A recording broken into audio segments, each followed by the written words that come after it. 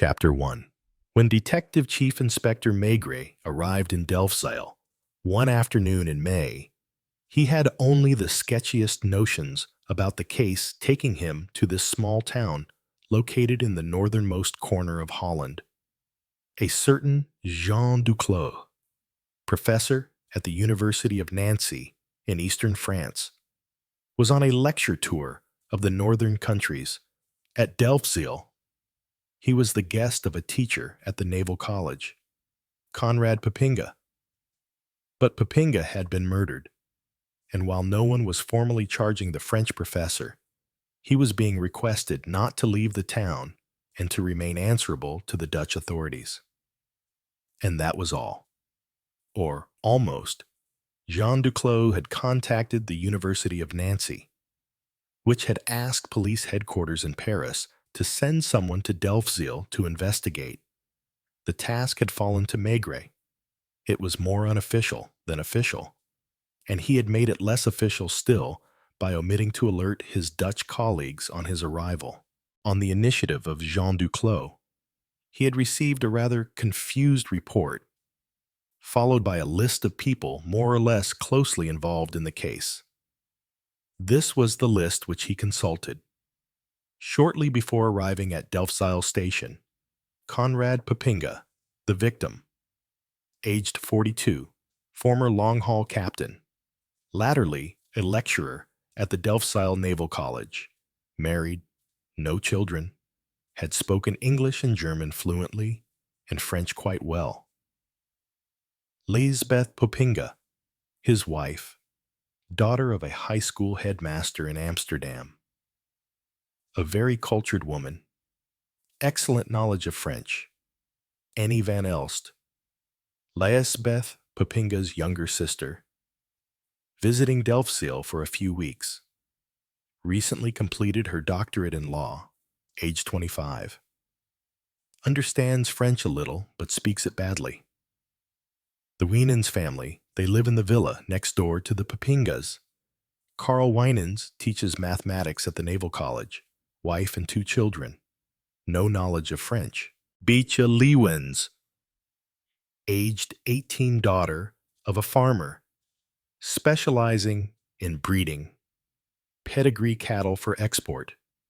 Has stayed twice in Paris. Speaks perfect French. Not very eloquent. Names that suggested nothing. At least to Maigret as he arrived from Paris. After spending a night and a half the following day on the train, Delfzijl disconcerted him as soon as he reached it, at first light. He had traveled through the traditional Holland of tulips, and then through Amsterdam, which he already knew. The Drenthe, a heath-covered wasteland crisscrossed with canals, its horizons, stretching 30 kilometers into the distance, had surprised him. Here was a landscape that had little in common with picture postcard Holland, and was 100 times more Nordic in character than he had imagined. Just a little town, 10 to 15 streets at most, paved with handsome red bricks, laid down as regularly as tiles on a kitchen floor. Low-rise houses, also built of brick, and copiously decorated with woodwork in bright, cheerful colors. It looked like a toy town. All the more so since around this toy town ran a dike, encircling it completely. Some of the stretches of water within the dike could be closed off when the sea ran high, by means of heavy gates like those of a lock. Beyond lay the mouth of the Ems, the North Sea, a long strip of silver water. Cargo vessels unloading under the cranes on a quayside, canals, and an infinity of sailing vessels the size of barges and just as heavy, but built to withstand ocean swells. The sun was shining. The station master wore a smart orange cap, with which he unaffectedly greeted the unknown traveler. Opposite the station, a café. Maigret went inside and hardly dared sit down. Not only was it as highly polished as a bourgeois dining room. It had the same intimate feeling. A single table, with all the daily papers set out on brass rods. The proprietor, who was drinking beer with two customers, stood up to welcome the newcomer. "Do you speak French?" Maigret asked. A negative gesture. Slight embarrassment. "Can you give me a beer?" "Beer." Once he was seated, he took the slip of paper from his pocket. The last name on the list was the one that his eyes lighted on. He showed it. Pronouncing the name 2 or 3 times, "Lewins." The three men began conferring together. Yargis. Then one of them, a big fellow, wearing a sailor's cap, got up and beckoned to Maigret to follow him. Since the inspector had no Dutch currency yet, and offered to pay with a 100-franc note. He was told repeatedly, "Morgen, morgen," tomorrow would do. He could just come back. It was homely. There was something very simple, naive even, about it. Without a word, his guide led Maigret through the streets of the little town. On their left was a shed full of ancient anchors, rigging, chains, buoys, and compasses. Spilling out onto the pavement, further along, a sailmaker was working in his doorway, and the window of the confectioner's shop displayed a bewildering choice of chocolates and elaborate sweetmeats.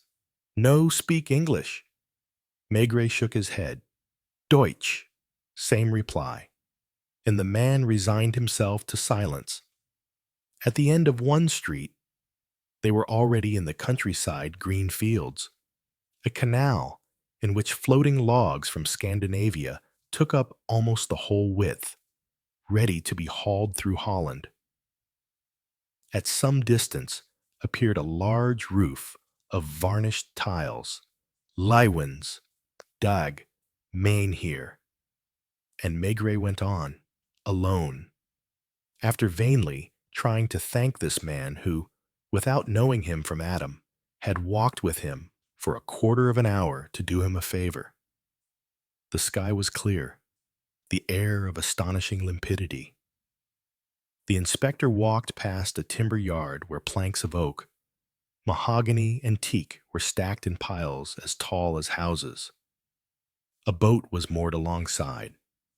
Some children were playing. Then came a kilometer with no outstanding features. Floating tree trunks covered the surface of the canal. All the way. White fences surrounded fields dotted with magnificent cows. Another clash between reality and his preconceived ideas. The word farm, for Maigret, conjured up a thatched roof, a dunghill, a bustle of barnyard fowls. And he found himself facing a fine, newly built structure, surrounded by a garden full of flowers. Moored in the canal in front of the house, was an elegant mahogany skiff, and propped against the gate, a lady's bicycle, gleaming with nickel. He looked in vain for a bell. He called, without getting any reply. A dog came and rubbed against his legs. To the left of the house ran a long, low building with regularly spaced windows but no curtains, which could have been an ordinary shed, but for the quality of the materials and especially its bright, fresh paintwork. A sound of lowing came from that direction, and Maigret went on, round the flower beds, to find himself in front of a wide open door. The building was a cowshed, but a cowshed as immaculate as a dwelling, red brick everywhere, giving a warm, almost sumptuous luminosity to the atmosphere. Runnels for water to run off, a mechanical system for distributing feed to the mangers, and a pulley behind each stall, whose purpose Maigret discovered only later to lift up the tails of the cows during milking so that the milk wouldn't be contaminated. The interior was in semi-darkness.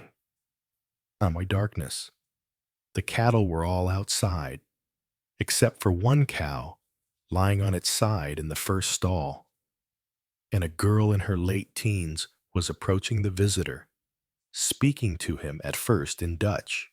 Mademoiselle Lewins. Yes, you're French. As she spoke, she kept her eyes on the cow. She had an ironic smile, which Maigret did not at first understand. Here again, his preconceived ideas were turning out to be wrong. Becha Lewins was wearing black rubber boots, which gave her the look of a stable girl. Her green silk dress was almost entirely covered up by a white overall, a rosy face, too rosy perhaps, a healthy, happy smile, but one lacking any subtlety, large china blue eyes, red gold hair. She had to search to find her first words in French, which she spoke with a strong accent, but she quickly reacquainted herself with the language. Did you want to speak to my father? To you? She almost pouted. Excuse me, please. My father has gone to Groningen. He won't be back until later. The two farmhands are on the canal, unloading coal. The maidservant is out shopping, and this cow has picked this moment to start calving. We weren't expecting it, and I'm all on my own. She was leaning against a winch, which she had prepared in case the birth needed assistance. She was smiling broadly. It was sunny outside. Her boots shone as if polished. She had plump pink hands with well-kept nails. It's about Conrad Popinga that I... But she gave a start. The cow had tried to stand up with a painful movement and had fallen back again. Look out. Can you give me a hand? She picked up the rubber gloves lying ready for duty, and that was how Maigret began his investigation, by helping bring a purebred Frisian calf into the world, in the company of a girl whose confident movements revealed her physical training. Half an hour later, with the newborn calf already nuzzling its mother's udder, Maigret was stooping alongside Becha, soaping his hands up to the elbow under a brass tap. Is it the first time you've done anything like this? She asked with a smile. Yes, the first time. She was 18 years old. When she took off her white overall, the silk dress molded her generous curves, which, perhaps because of the sunny day, looked extremely fetching. We can talk over a cup of tea. Come into the house, Dr. The maidservant was back. The parlor was austere and rather dark, but spoke of refined comfort. The small panes in the windows were of a scarcely perceptible rose tint, which Maigret had never before encountered. Shelves full of books, many works on cattle breeding and veterinary science. On the walls hung farming diplomas and gold medals won at international exhibitions. In the middle of all that, the latest publications by Claudel, André Gide, and Paul Valéry. Beach's smile was flirtatious. Would you like to see my room? She was watching for his reaction. No bed, but a divan covered with a blue velvet spread, walls papered with dewy prints, some dark-stained bookshelves with more books, and a doll bought in Paris, clad in a frou-frou dress. One might almost have called it a boudoir, and yet there was a rather solid, serious, and down-to-earth feel about it, like a room in Paris. Don't you think? I'd like you to tell me what happened last week. Beach's face clouded, but not overmuch. Not enough to suggest that she was taking the events too tragically. Otherwise, would she have given him that beaming smile of pride as she showed him her room? Let's go and have our tea. And they sat down, facing each other, in front of a teapot covered with a sort of crinoline tea cozy to keep it warm. Beecha had to search for the right words. She did more than that.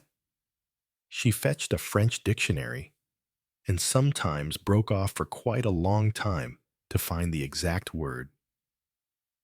A boat with a large gray sail was gliding along the canal, propelled by a pole for want of wind. It maneuvered its way through the tree trunks in midstream. You haven't been to the Papinga's house yet. I arrived an hour ago, and all I've had time to do is help you to deliver the calf. Yes, Conrad was so nice, a really lovely man. He went all over the world as second lieutenant, and then first. Is that what you say in French? Then, once he had his master's certificate, he got married, and because of his wife, he took a job at the Naval College. That wasn't so exciting.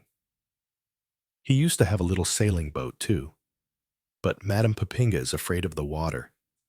He had to sell it. He just had a rowing boat on the canal after that. You saw mine, well, almost the same kind in the evenings. He tutored pupils. He worked very hard. What was he like? At first, she didn't understand the question.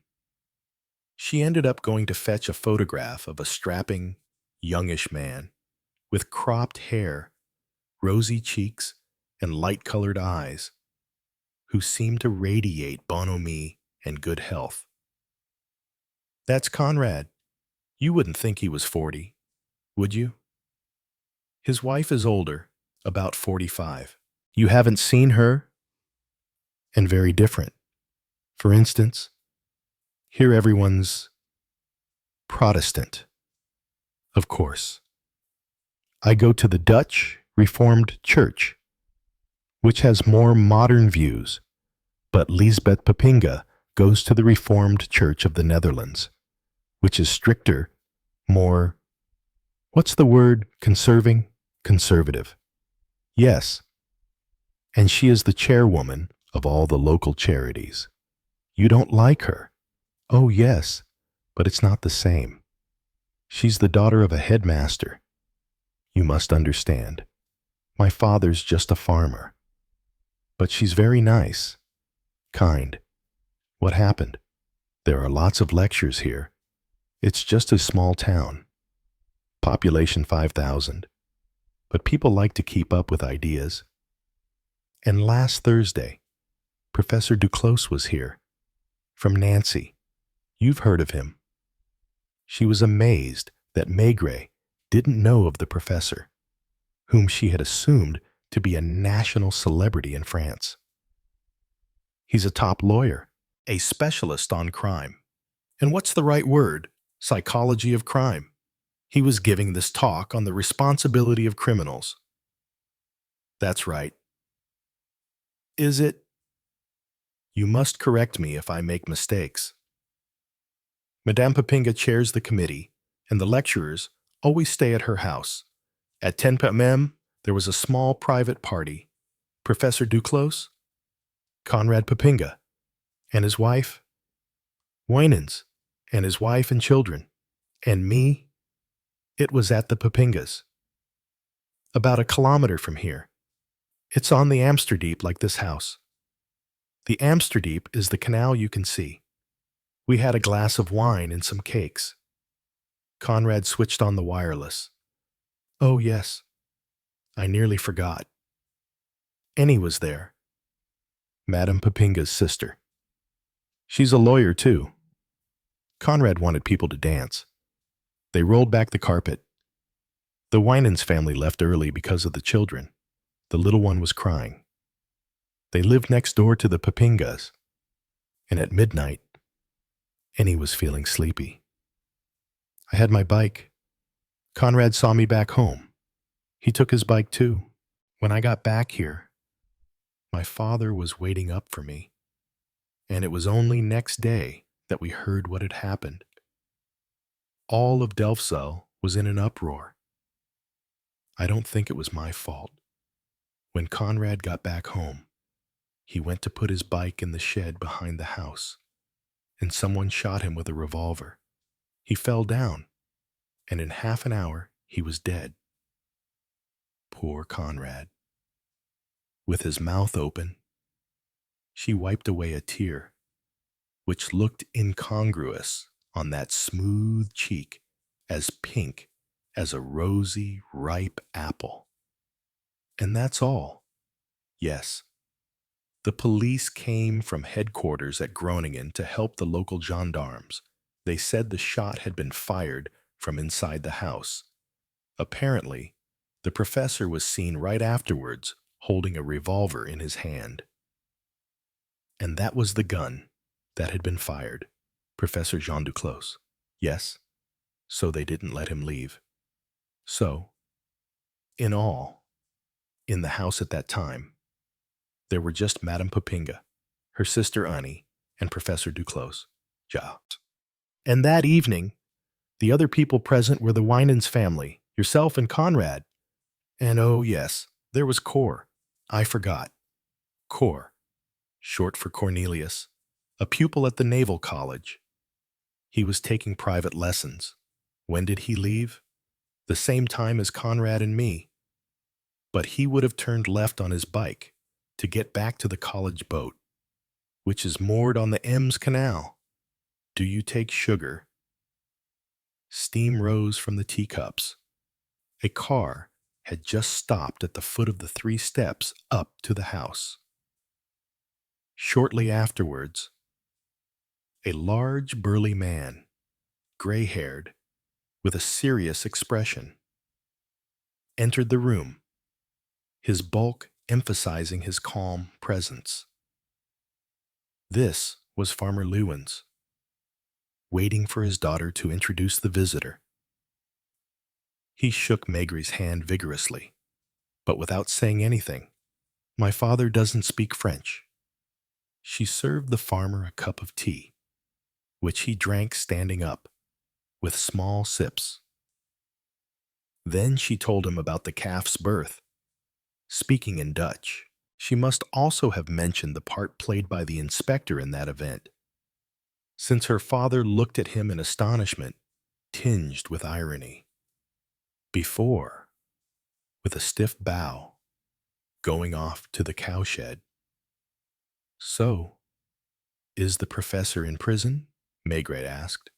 No, he's at the Van Hasselt Hotel, with a gendarme attached to him. And Conrad? His body has been taken to Groningen, 30 kilometers away, a big town with a university, population 100,000, where Jean Duclos had been welcomed the day before. It's all so dreadful. Isn't it? Nobody can understand it. Dreadful, perhaps, but it was hard to feel that way, no doubt because of the clear air, the cozy, welcoming surroundings, the tea steaming on the table, and the little town itself, looking like a toy village someone had set down by the seaside for fun. By leaning out of the window, one could see, looming over the brick houses, the smokestack and gangway of a large cargo vessel being unloaded, and the boats floating down the Ems towards the sea. Did Conrad usually accompany you home? Every time I went to their house, he was a good friend, and Madame Popinga didn't mind. Maigret made the remark almost at random, since his gaze had fallen on the young woman's tempting bosom, and perhaps because the sight of it had brought some warmth to his own cheeks. Why would she? I don't know. Nighttime. The two of you. She laughed, showing healthy teeth. In Holland, it's always, Cor used to see me home too, and he wasn't in love with you. She didn't say yes or no. She chuckled, a little chuckle of satisfied coquettishness through the window. Her father could be seen taking the calf out of the shed, carrying it like a baby, and placing it on the grass in the field. in the sunlight. The creature wobbled on its slender legs, almost fell to its knees, then suddenly tried to gallop for a few meters before stopping still. And Conrad never kissed you. Another laugh, accompanied by a very slight blush. Yes, he did. And Cor. This time she was more formal, looking away for a moment. Yes, he did too. But why do you ask? She looked at him oddly. Perhaps she was expecting Maigret to kiss her as well. Her father was calling from outside. She opened the window. He spoke to her in Dutch. When she turned back, it was to say, "Excuse me, please.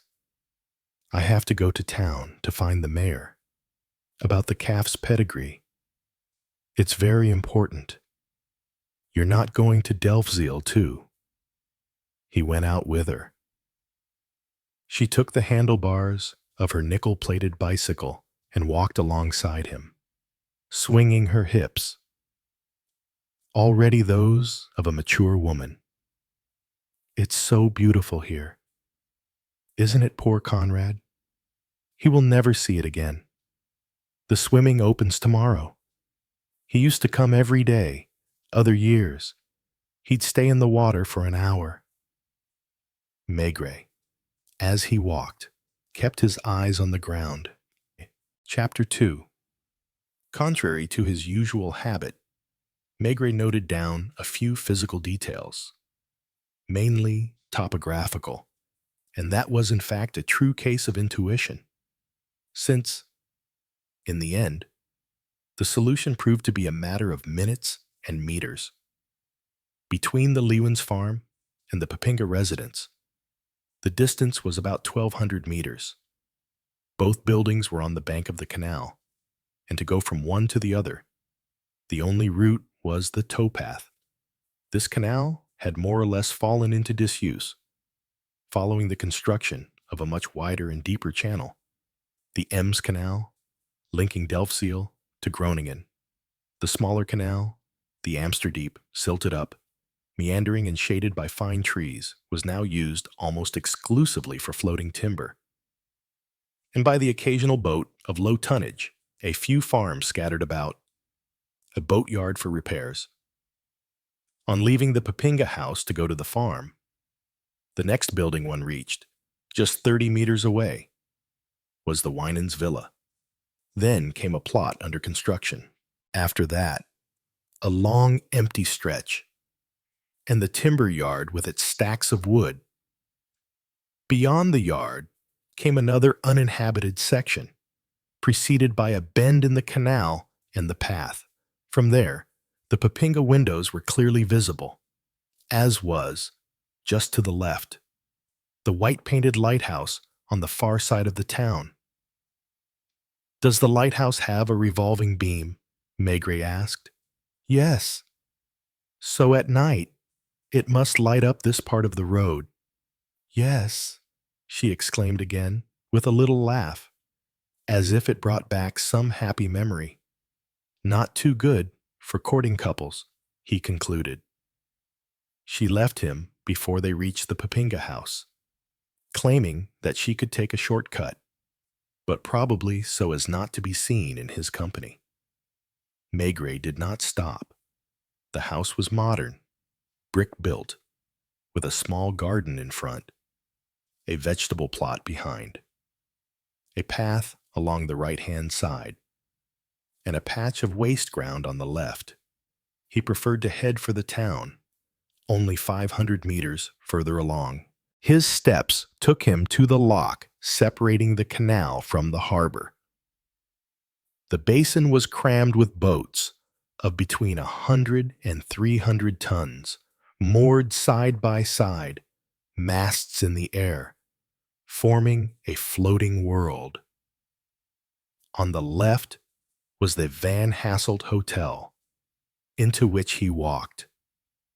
A dark lounge with varnished woodwork and a complex smell of beer, Genever, and furniture polish. A large billiard table, another table with newspapers stretched on brass rods, A man sitting in the corner stood up as soon as Maigret arrived and came to meet him. "Are you the man the French police have sent me?" He was tall and gaunt, with a long face, sharp features, horn-rimmed glasses, and a crew cut. "You must be Professor Duclos," Maigret replied. He hadn't expected him to look so young. Duclos was about 35 to 38, but there was something slightly unusual about him that struck Maigret. "You're from Nancy. I have the chair of sociology in the university there. But you weren't born in France." It was as if a little tussle had started. "I was born in French Switzerland, but I've been naturalized a French citizen. I completed all my studies in Paris and Montpellier." "And you're a Protestant. How can you tell?" By nothing and everything, Duclos belonged to a category of men that the inspector knew well. Men of science, study for study's sake, ideas for ideas, a certain austerity of manner and lifestyle, combined with a taste for international contacts, a passion for lectures, conferences, and exchanges of letters with foreign correspondents. He seemed rather on edge, if this could be said of a man whose expression never changed. On his table stood a bottle of mineral water, together with 2 fat books and a sheaf of papers. "I don't see the policeman who's supposed to be keeping you under observation." "I gave my word of honor I wouldn't leave here. Although, I have to tell you, I'm expected by literary and scientific gatherings in Emden, Hamburg, and Bremen. I was due to give my lecture in those 3 towns before a large blonde woman, the hotel proprietress, appeared, and Jean Duclos explained to her in Dutch who the visitor was. I just took a chance in asking for a French policeman to be sent here. In fact, I am hoping to be able to shed light on this mystery myself. Can you tell me what you know?" And Maigret slumped into a chair before ordering a bowls and a big glass. "Here are some diagrams, done exactly to scale. I can give you a copy. The first is the ground floor of the Papinga house, with the corridor on the left, the parlor and dining room on the right, the kitchen at the back, and behind it a shed where Papinga kept his boat and the bicycles. Were you all in the parlor?" "Yes. Madame Papinga and Annie went twice into the kitchen to make tea, because the housemaid had gone to bed. And here's the first floor at the back. Over the kitchen is a bathroom. At the front of the house, there are 2 rooms on the wheat. The Papinga's bedroom. On the right, a study, where Annie slept on a divan. And at the back was the bedroom they had given me. Which rooms could the shot have been fired from? My bedroom, the bathroom, and the dining room downstairs. So tell me about the evening." "My lecture was a triumph. I gave it in the hall you can see there. A long room, decorated with paper chains, and evidently used for dances, banquets, and dramatic productions, a stage with scenery representing the grounds of a chateau. Then we went to the Amsterdam, along the canal bank. Can you tell me what order you went in?" "I went ahead with Madame Papinga, who is a highly educated woman. Conrad Papinga was flirting with that silly little girl from the farm, who can only giggle and hadn't understood a word of my talk. Then there were the Winans, and Annie, and some pupil of Papinga's, an anemic-looking boy. You arrived at the house. They will have told you that my lecture was about the responsibility of murderers. Madame Papinga's sister, Annie, who has finished her law degree and will start teaching in the autumn, asked me for some details. We were led to discuss the role of the lawyer in criminal cases. Then we talked about forensics, and I remember I suggested she read some books by Professor Gross of Vienna. I maintain that to commit a crime with impunity is virtually impossible. I talked about fingerprints, the analysis of all kinds of material traces and calculations. But Conrad Papinga kept pressing me to listen to Radio Paris. Maigret showed only the shadow of a smile. And he succeeded. They were playing some jazz. Papinga went to fetch a bottle of cognac and was amazed to find a Frenchman who didn't drink it. He took some himself, and so did the girl from the farm. They were very merry. They started dancing. Just like in Paris, Papinga was shouting. "You didn't like him," Maigret remarked. "An uncouth fellow, of no interest, Wayne's, although he is mostly concerned with mathematics, was listening to us." A baby started to cry. The Wienans left. The farmer's daughter was in high spirits.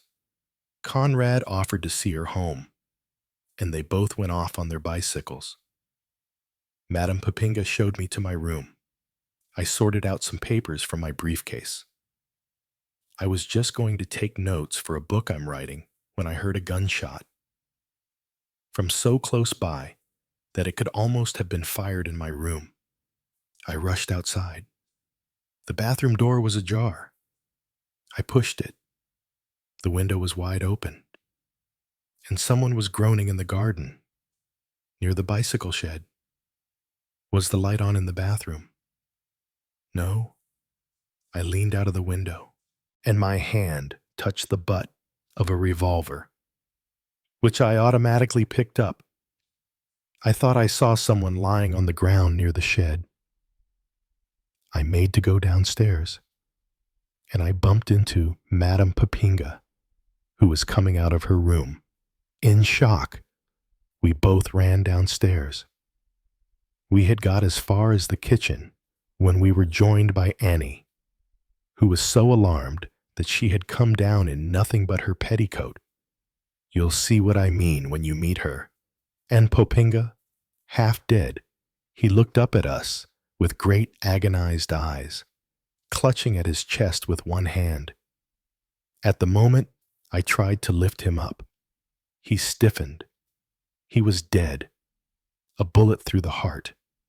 And that's all you know. We telephoned the gendarmerie, and the doctor? We called Wienans out, and he came to help us.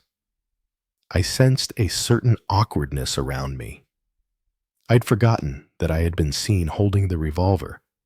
The gendarmes reminded me of this and asked me to explain. Then they requested me politely to remain available for further questioning. And that was 6 days ago. Yes, I've been working on the problem, trying to resolve it, because it is a problem. See these papers? Maigret tapped out his pipe, without looking at the papers in question. And you haven't left the hotel. I could do, but I prefer to avoid any incidents. Papinga was very popular with his pupils, and you meet them all the time around town. And no physical clue has been found. Ah, yes. Sorry. Annie, who is carrying out her own investigation and hoping to identify the killer too, although she doesn't go about it methodically. Sometimes brings me some more information. You ought to know that the bath in the Papinga bathroom is covered with a wooden lid, which converts it into an ironing board. The day after the murder, they took the lid off and found a shabby seaman's cap, which had never been seen in the house before. On the ground floor, a police search found the end of a cigar on the dining room carpet. Very dark tobacco. Manila, I think. Such as none of them smoked. Papinga. Winans or the young pupil. And I never smoke. And yet the dining room had been swept after dinner. From which you deduce nothing, said Jean Duclos. I'll draw my conclusions in my own good time. I apologize for bringing you all the way here. And they could have picked a policeman who knew the language. You can be useful to me only in the event that they take any measures regarding me, in which case you would have to make an official protest. Maigret stroked his nose, while smiling a truly delicious smile. Are you married, Monsieur Duclos? No. And before this, you were not acquainted with the Papingas, or the little sister Annie, or any of the other people present? No, none of them. They knew me, by reputation. Naturally. Of course. And Maigret picked up the 2 carefully plotted diagrams, stuffed them in his pocket, touched his hat, and went out. The police station was modern, well lit, and comfortable. Maigret was expected. The station master had reported his arrival, and they were astonished not to have seen him yet. He went in as if to his own office, took off his light spring overcoat, and placed his hat on a chair. The inspector who had been sent from Groningen spoke French slowly and rather pedantically. A tall, blond, clean-cut young man, of remarkably affable manner. He underlined every sentence with a little nod, which seemed to indicate, "You get my meaning. We are agreed on this." Although, in truth, Maigret hardly gave him time to start speaking. "Since you've been on this case for 6 days," he said, "you must have checked the times." "What times?"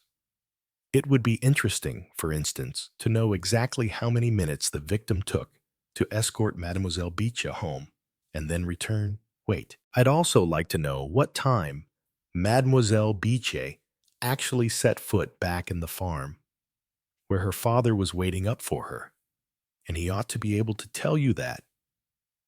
And lastly, the time that young Cor arrived back at the college boat, where there is no doubt a night watchman."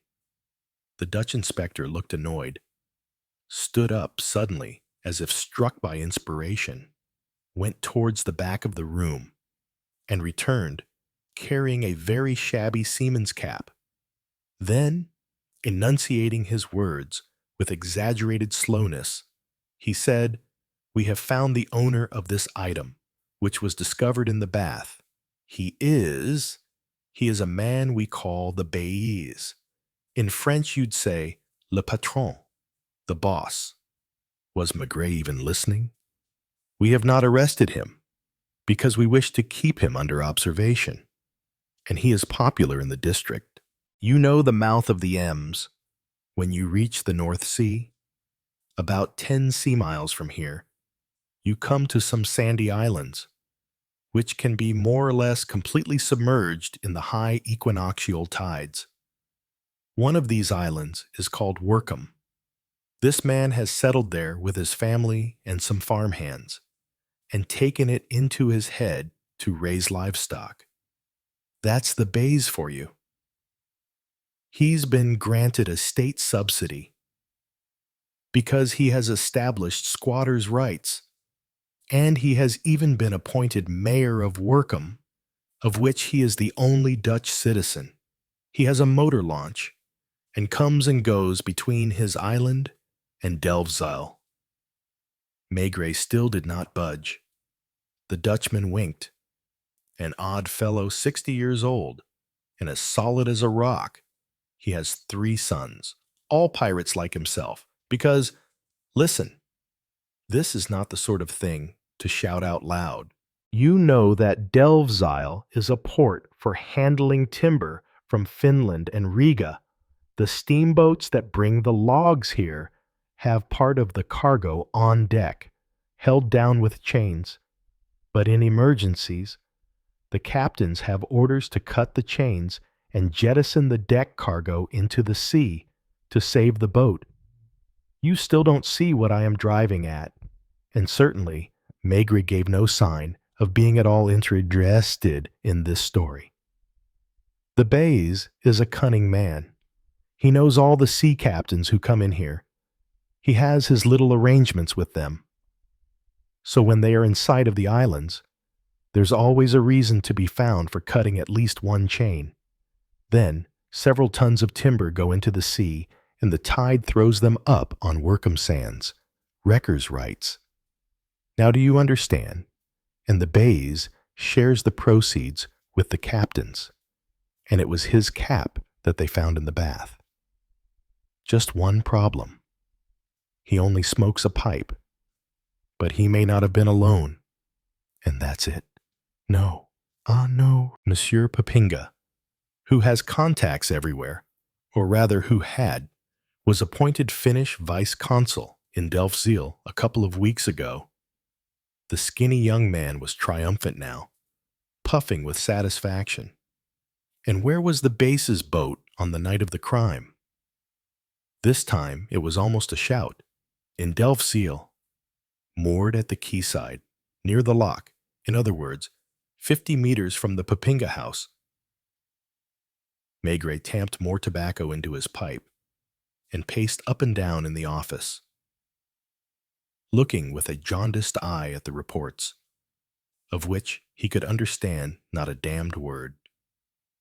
"And you haven't anything else to go on," he said suddenly, thrusting both hands into his pockets. He was hardly surprised to see the other policeman blush. "You know already," he checked himself. "Of course. You have spent all afternoon in Delfzijl. French tactics." He seemed hesitant. "I don't know yet what this statement means." It was on the fourth day. Madame Papinga turned up. She told me that she had consulted the minister to see whether she ought to say anything.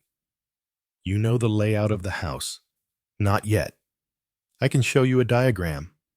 "Thanks, but I've got one," said Maigret, taking it from his pocket. The other man, looking startled, went on. "You see the Papinga's bedroom.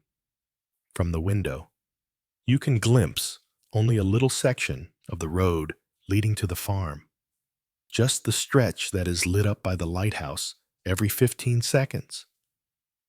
And Madame Papinga was jealous, so she was spying on her husband. She was looking out. She saw the 2 bikes on the way to the farm, then her husband cycling back, then about 100 meters behind him, Beach Lewin's bicycle. In other words, after Conrad Papinga saw her home, Beecher returned on her own towards the Papinga house. So, what does she say about this? Who? The girl? Nothing so far. I didn't want to question her right away.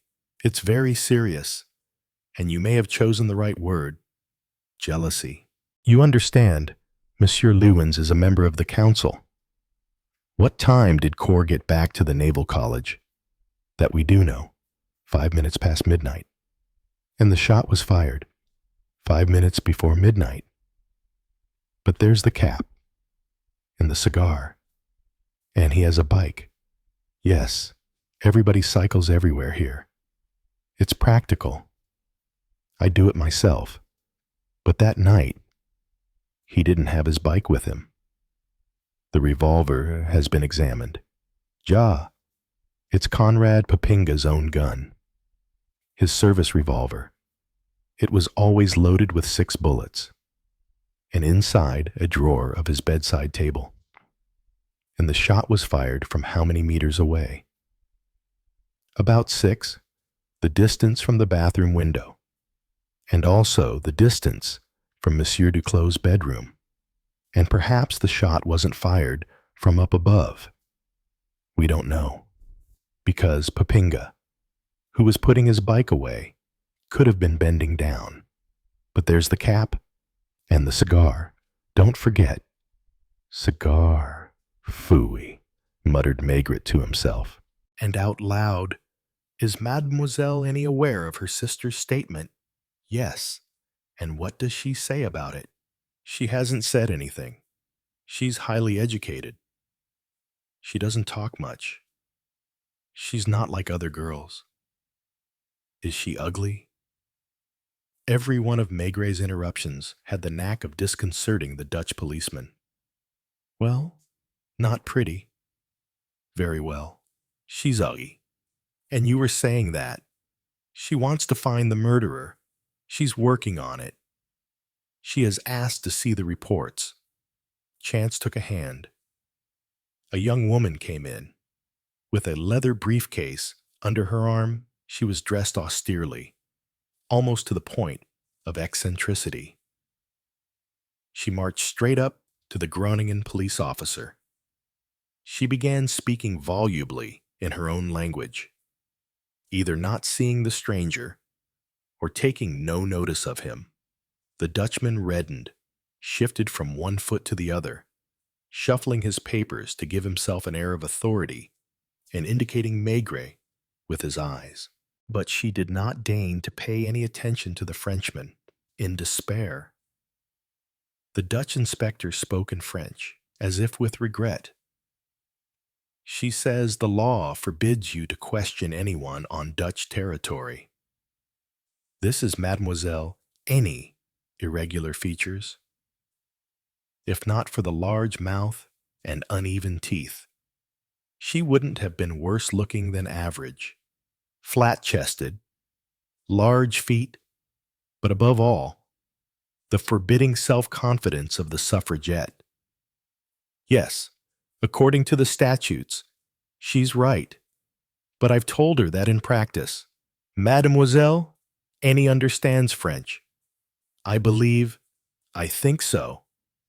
The young woman didn't react, but waited, chin held high, for the end of this consultation between the two men, which did not appear to concern her. Mademoiselle, said Maigret, with exaggerated gallantry, please accept my respects. Detective Chief Inspector Maigret, from police headquarters in Paris. All I wanted to know is what you thought about Mademoiselle Beecher and her relationship with Cornelius. She tried to smile, a shy, forced smile. She looked from Maigret to her compatriot and stammered in poor French, I not understand very well. And the effort was enough to make her blush scarlet to the tips of her ears, while everything in her expression pleaded for release. Chapter 3. There were about a dozen of them, all men, wearing heavy blue woolen jackets, seamen's caps, and varnished clogs, some lounging against the town gates, others leaning their elbows on bollards, others again just standing around, their wide trousers making their legs look monumental. They were smoking, chewing tobacco, spitting a lot. And now and then, something made them all burst out laughing, slapping their thighs. 4 meters away from them floated the boats. Beyond lay the smug little town, surrounded by its dikes. Further along, a crane was unloading a collier. At first, the men did not notice Maigret strolling along the wharf, so he had plenty of time to observe them. He had learned that in Delfzijl, this group was known ironically as the Quayside Rats Club, without even being told. He could have guessed that most of these sailors spent the greater part of their days on the same spot. Rain or shine, chatting lazily and sending jets of saliva to the ground. One of them was the owner of 3 clippers, handsome vessels of 400 tons equipped with sails and engines, one of which was just moving up the Ems and would soon be in port. Other men seemed less distinguished. A ship's caulker, who probably didn't do much caulking, and the keeper of a disused lock, still wearing his government service cap. But in the middle of the group, one figure eclipsed all the rest, not only because he was the most massively built and the reddest of face, but because one sensed in him a man of stronger character. Clogs, a jacket, and on his head a brand-new cap, which had not yet had time to mold itself to the shape of his skull, and consequently looked faintly ridiculous. This was Oosting, commonly known as the Bayes, smoking a short clay pipe as he listened to his neighbors talking. A vague smile played on his face from time to time. He removed the pipe from his mouth to allow the smoke to flow gently from his lips. He reminded Maigret of a small-scale rhinoceros, a heavily built brute, but with mild eyes and something at the same time tough and gentle about his whole person. His eyes were fixed on a boat about 15 meters long, moored to the quayside. A swift boat with clean lines, probably a former yacht. Though now dirty and cluttered, this belonged to him, and from here it was possible to see the Ems estuary, 20 kilometers wide. In the distant glimmer of the North Sea out there somewhere lay a golden-brown sandbank known as the island of Workum, Oosting's domain. Night was falling. The crimson rays of the setting sun painted the brick-built town even redder and glinted in fiery flashes on the scarlet lead paint of a cargo vessel undergoing repairs. Reflected in the water of the harbor, the base's gaze, as it wandered calmly across the scene, contrived to take in Maigret as part of the landscape. His blue-green eyes were very small. They remained focused on the French inspector for a short while, after which the man tapped out his pipe against his wooden clog, spat, felt in his pockets for the pig's bladder he used to hold his tobacco, and settled himself more comfortably up against the wall. From that point on, Maigret felt that gaze resting continuously on him, conveying neither bravado nor distrust, a cool and yet concerned gaze. One that was weighing up, appreciating and calculating. Maigret had been the first to leave the police station, having arranged a later meeting with the Dutch inspector, whose name was Piepekamp. Annie had remained inside, and presently went past, clutching her briefcase under her arm, leaning forward slightly, like a woman with no interest in anything happening in the street. It wasn't Annie that Maigret was watching, but the Bayes, who followed her for a while with his eyes, then, with a more puckered brow, turned towards Maigret. So, without really knowing why, Maigret moved towards the group, which fell silent. 10 faces turned in his direction, expressing a degree of surprise. He addressed Oosting. "Excuse me, do you understand French?" The Bayes did not budge, appearing to be thinking. A lanky seaman standing alongside him explained in English and Dutch. "Frenchman Franz Politi." The next minute was perhaps one of the strangest in Maigret's career. The man he had spoken to, turning briefly towards his boat, seemed to hesitate. It was clear that he wanted to ask the inspector to come aboard with him. One could see a small oak-paneled cabin with its swinging lamp, a compass. The other men waited. He opened his mouth. Then suddenly, he shrugged his shoulders, as if deciding, no, that's ridiculous. But that wasn't what he said. In a hoarse voice issuing from his throat, he uttered, "No, understand. Hollands? English?" They could still see Annie's dark silhouette, with her crepe mourning veil, crossing the bridge over the canal before taking the towpath along the Amsterdam. The Bayes intercepted Maigret's glance at his new cap, but did not flinch. Rather, the shadow of a smile crossed his lips. At that moment, the inspector would have given good money to be able to have a chat with this man in his own language, even for 5 minutes. His goodwill was such that he stammered out a few sentences in English, but his accent was so strong that nobody understood. "No, understand. Nobody understand," repeated the man who had spoken. So they resumed their conversation, while Maigret walked away with the vague feeling that he had been very close to the heart of the enigma, and that now, for want of mutual comprehension, he was getting further away from it. He turned round a few minutes later. The quayside rats were still chatting as the sun set, and its last rays cast a rosier glow over the heavy-jowled face of the Béas, still turned in Maigret's direction. Until then, Maigret had in some sense been circling round the drama, saving until last the visit, always a painful one, to the house of mourning. He rang the doorbell.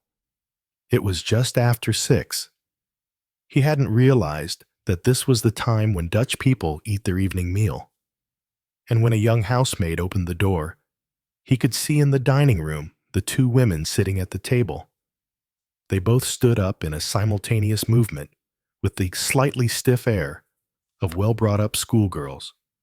They were dressed in black. The table was laid with teacups, wafer-thin slices of bread, and cold meats. Despite the gathering dusk, the lamp was not lit, but a gas-fired stove. Its flames, visible through its mica panes, was struggling against the dark. It was Annie who immediately thought to switch on the electric light, while the maid closed the curtains. "Please forgive me," said Maigret. "I'm so sorry to disturb you at supper time." Madame Papinga vaguely gestured towards an armchair and looked around her distractedly, while her sister retreated as far as possible into the room, a similar atmosphere to the farm. Some modern furniture, but very conservatively modern. Muted colors combining in an elegant but gloomy harmony. "You've come to—" Madame Papinga's lower lip trembled, and she had to put her handkerchief to her mouth to stifle a sob that had suddenly broken out. Annie didn't move. "Forgive me. I'll come back." Madame Papinga shook her head. She was struggling to regain her composure. She must have been a good few years older than her sister. A tall woman, much more feminine. Regular features. A hint of broken veins in the cheeks, the odd gray hair, and a modest dignity in every gesture. Maigret recalled that she was the daughter of a headmaster, spoke several languages, and was well educated. But that didn't affect her timidity, the timidity of a respectable woman in a small town, liable to take fright at the slightest thing. He also remembered that she belonged to the most austere of Protestant sects, and that she presided over all the Delfzijl charities and hosted the women's literary circles. She regained her self-control. She looked at her sister as if asking for help. "I'm sorry, but it's just so unbelievable. Isn't it, Conrad? A man everyone loved." Her gaze fell on the wireless loudspeaker, standing in a corner, and she almost burst into tears. "That was his only distraction," she stammered, "and his little boat on the Amsterdiep, on summer evenings. He worked so hard. Who could have done this?" And as Maigret said "Nathamenication," she added, turning a little pink, in the tone she might have used if someone had argued with her, "I'm not accusing anyone. I don't know. I just can't believe it. Do you understand?" The police thought of Professor Duclos, because he came out holding the revolver. But I don't know what happened. It's too horrible. Someone killed Conrad, but why? Why him? It wasn't even a burglary. So, and you told the police what you saw from the window. She blushed deeper. Standing upright, one hand leaning on the dinner table, she said, "I didn't know if I should. I don't think Beecha did anything. It was just that by chance I saw." They told me the smallest little detail might help their inquiries. I asked the minister for advice. He told me to speak up. Biecha's a perfectly nice girl, really. I don't see somebody who should be in a lunatic asylum. She had no need to search for the right words. Her French was perfect, pronounced with a very slight accent. And he told me you've come from Paris, because of Conrad. Are we to believe that? She had calmed down. Her sister, still standing in a corner of the room, hadn't stirred, and Maigret could only partly see her, by way of a mirror. You'll need to look over the house, I assume. She was resigned to it, but she sighed. Could you go with any? A black dress moved in front of the inspector. He followed it up a staircase fitted with brand new carpeting. The Popinga home, no more than 10 years old, was built like a doll's house, with lightweight materials, hollow bricks and pine boards. But the paint, which had been applied to all the woodwork, gave it a fresh and bright look. The bathroom door was the first to be opened. There was a wooden lid over the bath, transforming it into an ironing board. Maigret leaned out of the window and saw the bicycle shed, the well-kept kitchen garden, and across the fields the town of Delfzijl, few of whose houses had 2 stories, and none 3. Any was waiting at the door. I hear you're carrying out your own investigation, Maigret said. She shuddered, but didn't answer, and hurried to open the door of Professor Duclos's room. A brass bedstead, a pitch pine wardrobe, lino on the floor. And this is whose bedroom? She had to make an effort to speak French. Of me? When I'm here. And you've often stayed here. Yes, She was really very shy. The words stuck in her throat. Her eyes looked around for help. So since the professor was a guest here, you slept in your brother-in-law's study? She nodded yes and opened the door. A table laden with books, including new publications on gyroscopic compasses and on radio communication with ships. Some sextants. On the walls, photos of Conrad Popinga in the Far East and Africa in his uniform as first lieutenant or captain. There was a display of Malayan weapons, Japanese enamels. On trestles lay some precision tools and a ship's compass in pieces, which Popinga must have been repairing. A divan covered with a blue bedspread, and your sister's room, here, next door. The study communicated both with the professor's room and the Popinga's bedroom, which was furnished more stylishly. An alabaster lamp over the bed, a rather fine Persian carpet, wooden colonial furniture. And you were in the study, said Maigret thoughtfully. A nod. Yes. So you couldn't come out without going either through the professor's room or your sister's. Another nod. And the professor was in his room. And your sister in hers. She opened her eyes wide. Her jaw dropped as if she'd had a terrible shock.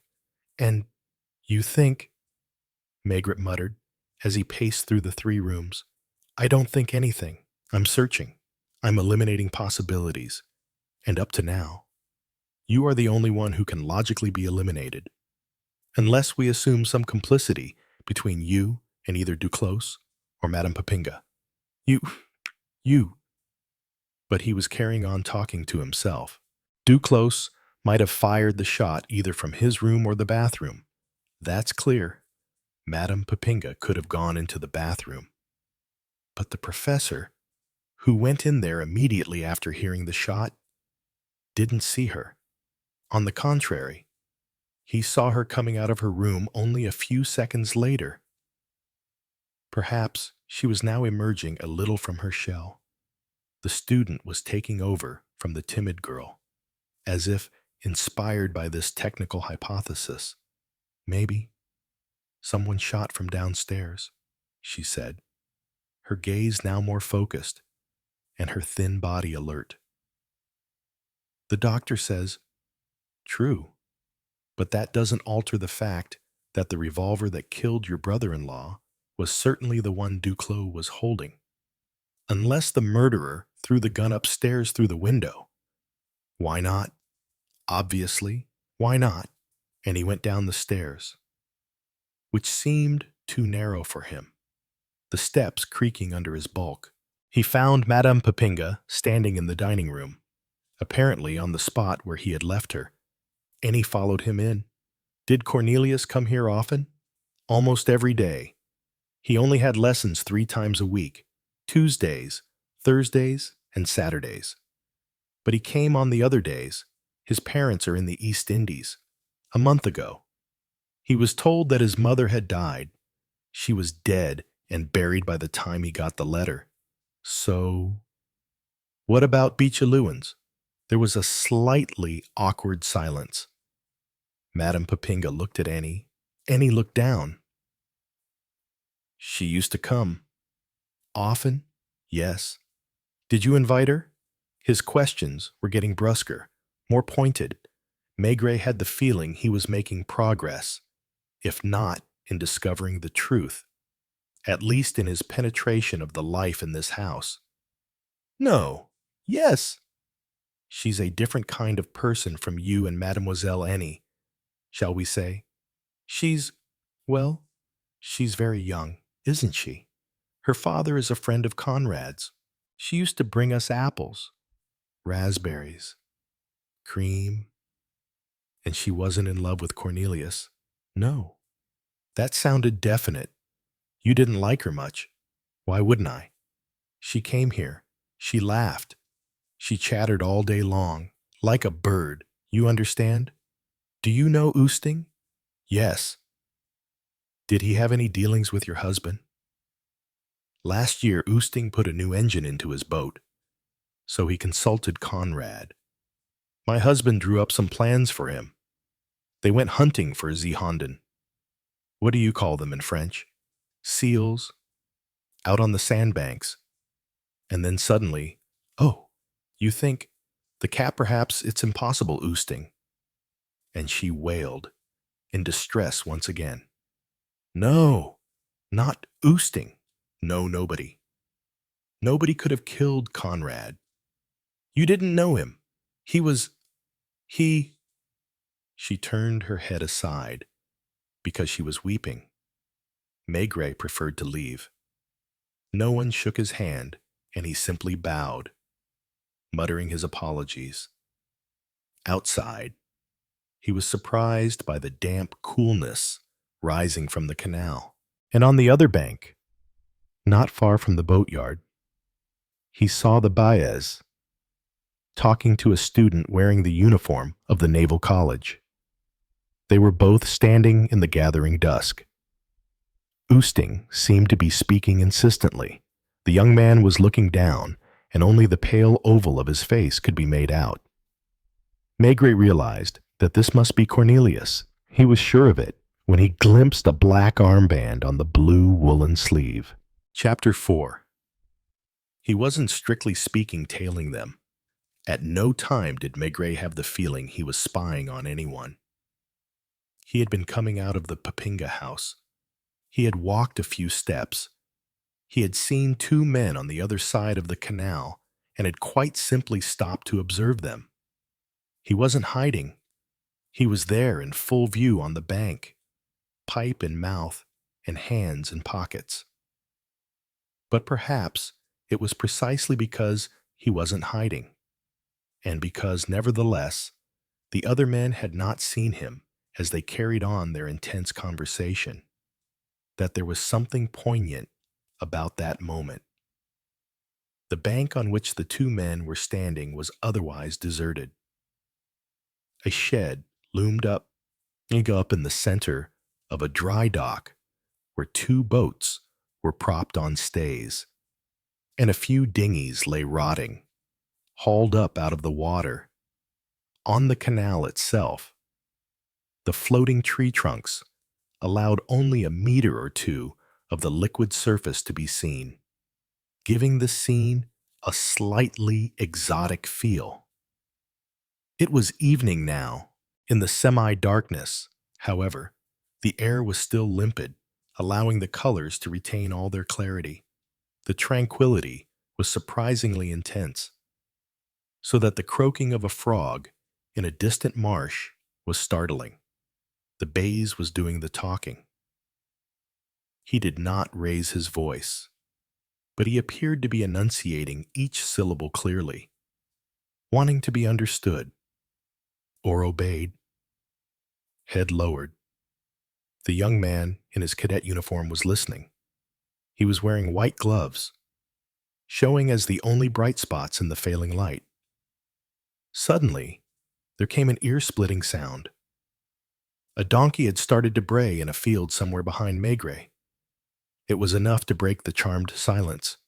Oosting, looking across in the direction of the animal, which was now beseeching the heavens, noticed Maigret and let his gaze wander over him, but without showing any reaction. He said a few more words to his companion, stuck the stem of his clay pipe in his mouth, and set off towards the town. It meant nothing, proved nothing. Maigret walked on as well, and the two men progressed in step together, one on either bank of the Amsterdam, but the path Oosting was taking soon diverged from the canal side, and the bays presently disappeared behind some more sheds. For almost a minute, the heavy tread of his wooden clogs could still be heard. It was nighttime now, scarcely a shred of light in the sky. The lamps had just been lit in town and along the canal, where the street lighting stopped at the Winans' house. The other bank, uninhabited, remained in darkness. Maigret turned round, without knowing why. He groaned as the donkey launched into another bout of desperate hee-hawing, and he glimpsed further along, beyond the houses, two little white patches dancing on the far side of the canal. Cornelius's gloves, to a casual observer, especially one who forgot that the surface of the water was covered with logs. The sight would have been ghostly. Hands waving in the emptiness, the rest of the body melting into the night. And on the water, the reflection of the furthest street lamp. Oosting's footsteps could no longer be heard. Maigret walked back towards the outlying houses, passing once more in front of the Papingas and then the Winans' residence. He was still making no effort to hide, but he realized that he too would have been swallowed up by the darkness. He followed the gloves with his eyes. Now he understood. To avoid going by way of Delfzijl, where there was a bridge over the canal. Cornelius was crossing the water using the floating logs as a raft. In the middle, there was a gap of about 2 meters. The white hands moved more quickly, went up in a rapid arc, and the water splashed. A few seconds later, he was walking along the bank and being followed, scarcely 100 meters behind, by Maigret. It was not deliberate on either side, and in any case, Cornelius could not have been aware of the inspector's presence. All the same, from the first, they were walking in step, so that their crunching footfalls on the cinder path sounded in unison. Maigret realized this, because his foot hit a stone at one point, and the synchronicity failed for a microsecond. He didn't know where he was heading, and yet His pace quickened as the young man speeded up. More than that, he felt he was gradually being dragged along in a sort of trance. At first, the steps ahead of him were long and regular. Then they shortened and became hurried. Just as Cornelius was passing the timber yard, a veritable chorus of frogs broke out, and the steps stopped abruptly. Was Cornelius afraid of something? The footsteps continued, but even less regularly, sometimes hesitating. Then, on the contrary, there would be 2 or 3 rapid paces, so that it seemed he might break into a run. And now the silence was truly broken. As the frog chorus intensified, it filled the whole night air. The steps accelerated. The same process started again. Maigret, by dint of walking in step with the other man, could literally sense his state of mind. Cornelius was frightened. He was walking fast because he was afraid. He was anxious to get somewhere. But whenever he passed close to an unfamiliar-looking shadow, a stack of timber, a dead tree, a bush, his foot remained in the air a tenth of a second longer. They reached a bend in the canal. 100 meters ahead, going towards the farm, was the short stretch illuminated intermittently by the beam from the lighthouse. The young man seemed to be disconcerted by the bright swath of light. He looked behind him. Then he rushed across it. Again, turning his head, he had passed it and was still casting backward glances when Maigret calmly entered the illuminated zone. With all his bulk, presence, and weight, the cadet could not fail to see him. He stopped, long enough to catch his breath. Then he set off again. The light was behind them now. Ahead was a lit window in the farm. Was the sound of the frogs following them? Although they were moving forward, it stayed close by, surrounding them, as if there were scores of the creatures escorting them. 100 meters from the house, a sudden final stop. A shadow detached itself from a tree trunk. A voice whispered. Maigret had no wish to turn round and go back. That would be ridiculous. Nor did he want to hide. In any case, it was too late. Since he had walked through the lighthouse beam, they knew he was there. He went forward slowly, unsettled now that there were no footsteps to echo his own. The gloom was intense because of the thick foliage either side of the path. But a white glove showed up ahead, in movement, an embrace. Cornelius's hand around the waist of a girl. Beat Another 50 meters to go. Maigret paused for a moment, took some matches from his pocket, and struck one to light his pipe, thus indicating his exact position. Then he stepped forward. The lovers stirred. When he was no more than 10 meters away, Beach's silhouette detached itself and came to stand in the middle of the path. Her face turned towards him, as if waiting for him. Cornelius stayed behind, flattening himself against a tree trunk. 8 meters. The window at the farm was still lit behind them, a plain reddish rectangle. Suddenly, there came a strangled cry, an indescribable cry of fear, indicating a loss of nerve, an utterance such as often precedes an outbreak of tearful sobs. It was Cornelius weeping, his head in his hands, pressing himself against the tree as if for protection.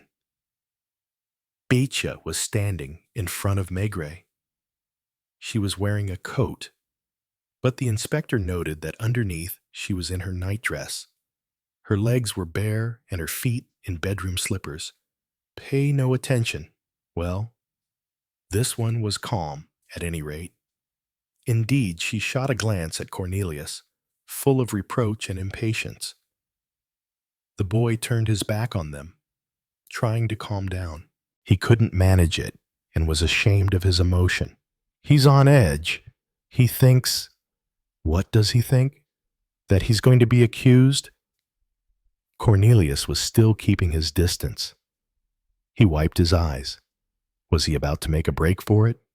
I haven't accused anyone yet, announced Maigret, for the sake of saying something.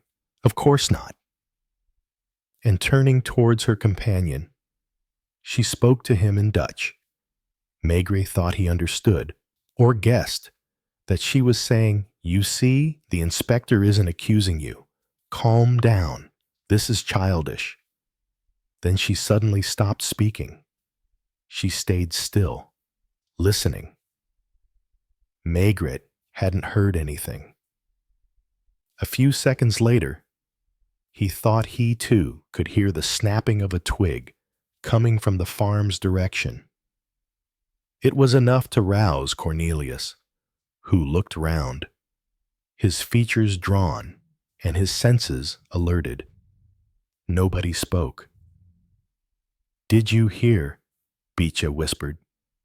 Cornelius tried to move towards the sound, with the bravado of a young cock. He was breathing heavily. Too late. The enemy was nearer than they had realized. 10 meters away. A figure loomed up, immediately recognizable, Farmer Lewins. In his carpet slippers. "Beecha," he called. She did not dare answer at once, but as he repeated her name, she sighed, tremulously, "Ja." Lewins was still coming forward. He walked past Cornelius, affecting not to notice him. Perhaps he had not yet seen Maigret, but it was in front of the latter that he stopped foursquare, eyes blazing and nostrils quivering with anger. He managed to contain himself, however, and stood quite still. When he spoke, his words were addressed to his daughter in a harsh, peremptory voice. 2 or 3 sentences.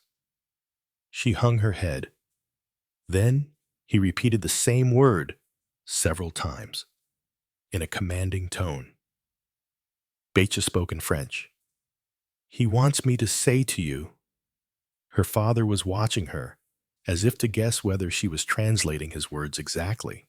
"Then, that in Holland, the police do not make arrangements to meet unmarried girls after dark, out in the countryside." Maigret blushed, as he had rarely had occasion to before. The rush of warm blood made his ears buzz. What an idiotic accusation, and made in such bad faith, because there was Cornelius, skulking in the shadows, his eyes anxious and his shoulders hunched, and Beecha's father must surely have known that it was to meet him that she had gone out.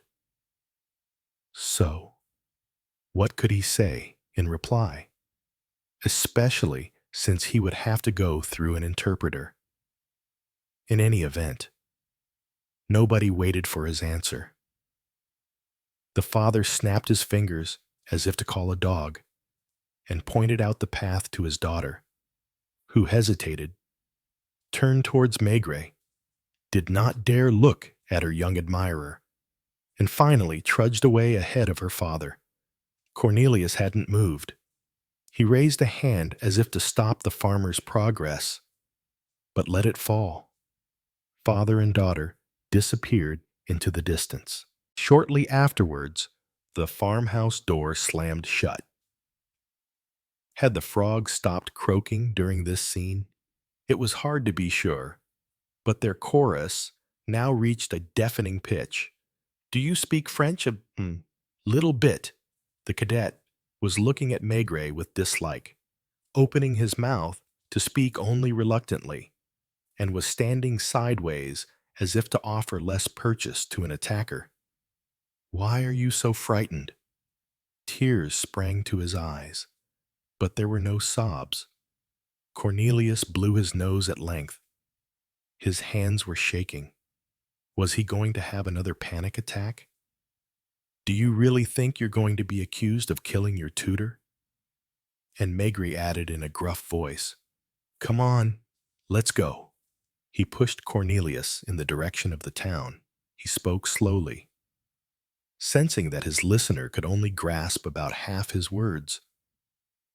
"Is it for yourself that you're afraid?" He was just a kid, a thin face with still unformed features, pale skin, slender shoulders under the tight-fitting uniform. The cadet's cap was the finishing touch, making him look like a little boy dressed up as a sailor, and distrust in his whole attitude, in the expression on his face.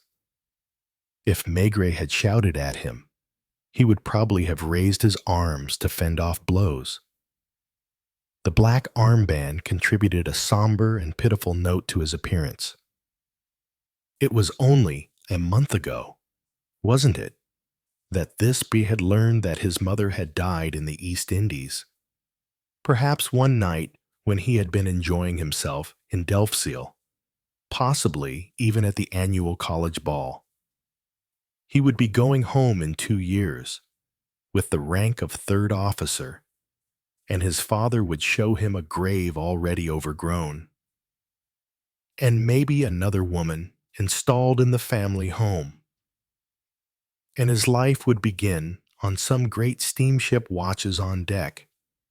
Ports of call: Java, Rotterdam, Rotterdam, Java, 2 days here, 5 or 6 hours there. Where were you when your teacher was shot? Now, a terrible, heart-wrenching sob. The boy seized Maigret's lapels in his white-gloved hands, which were trembling convulsively. "No, not true, not true," he repeated a dozen or more times. "Nee, you not understand. No, no, not true." They had reached the patch of light beamed out by the lighthouse once more. The brightness dazzled them, outlining their shapes, making every detail stand out. "Where were you?" "Over there." Over there was the Papinga house and the canal, which he must have been in the habit of crossing by jumping from log to log. This was an important detail. Papinga had died at 5 to midnight. Cornelius had reported back to his ship at 5 past midnight. The usual route, through the town, would take at least 30 minutes. But it would take only 6 or 7 minutes crossing the canal this way. Avoiding the long detour, Maigret kept walking with his deliberate, heavy tread beside the young man, who was trembling like a leaf. And when the donkey started braying again, Cornelius jumped, quivering from head to toe as if he were about to run away. "You're in love with Beachy." A stubborn silence. "And you saw her come back after your tutor had seen her home." "That's not true." "Not true." Maigret was on the point of calming him down with a good shaking, and yet he looked at him with an indulgent, perhaps affectionate air. "You see Beachy every day." Another silence. "What time are you supposed to be back on the college boat?" 10. If not permission, when I went my tutor, me can be back later, but not tonight. They were standing on the bank, near the place where Cornelius had crossed the canal.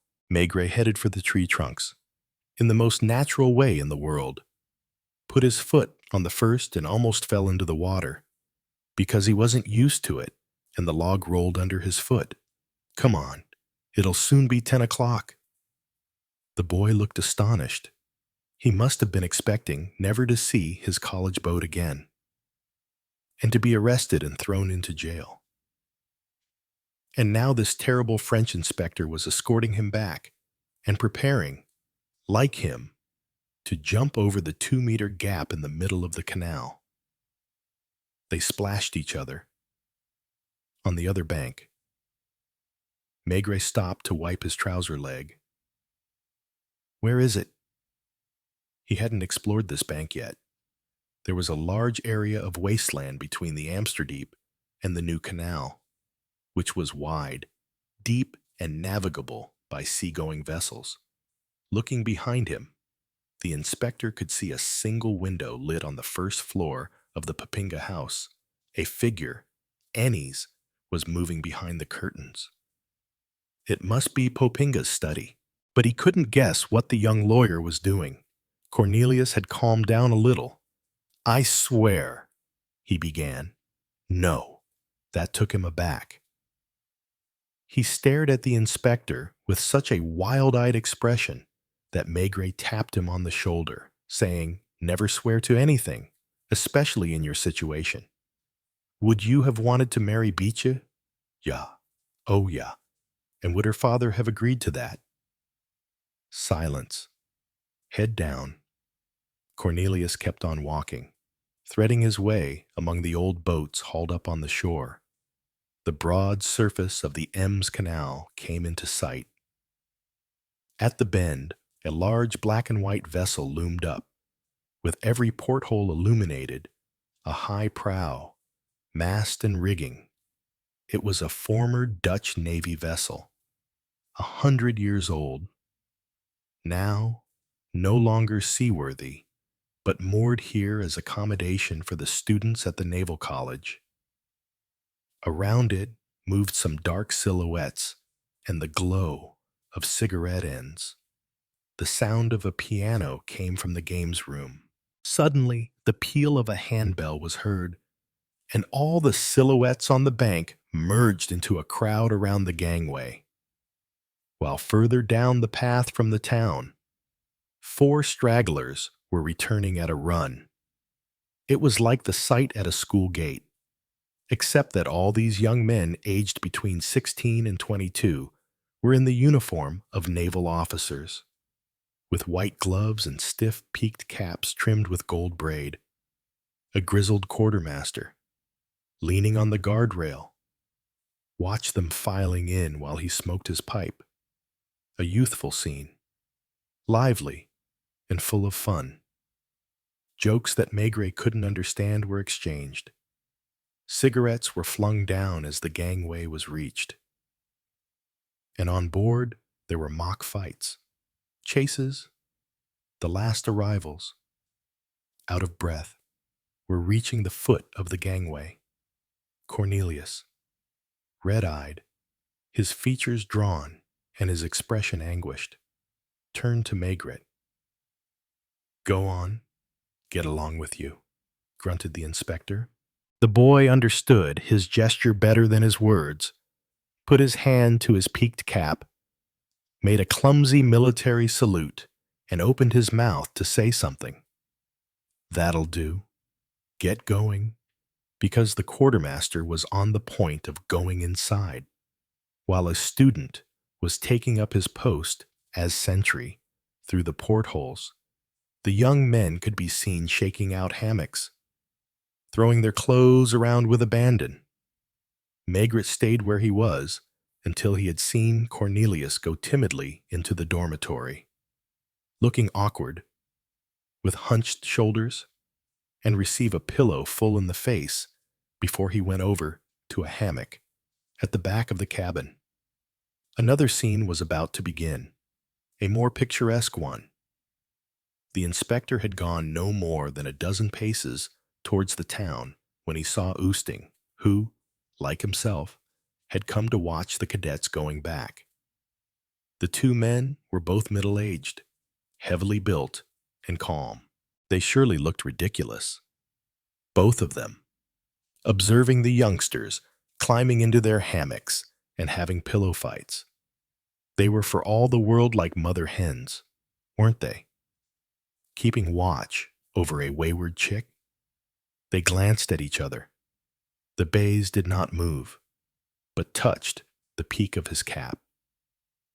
They knew that any conversation was impossible, since neither spoke the other's language.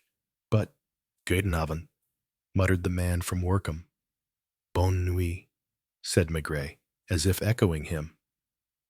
They were going in the same direction, following a path which, after about 200 meters, turned into a road, leading into town. They were now walking along side by side. To separate, one of them would have had to slow his pace deliberately, and neither wanted to do so. Oosting in his clogs, Maigret in his city clothes. Both men were smoking pipes. Only Maigret's was a briar. The Bays's made of china clay. The third building they came to was a cafe, and Oosting went in after stamping his clogs and then leaving them on the doormat, as was the Dutch custom. Maigret thought for no more than a second before entering in turn.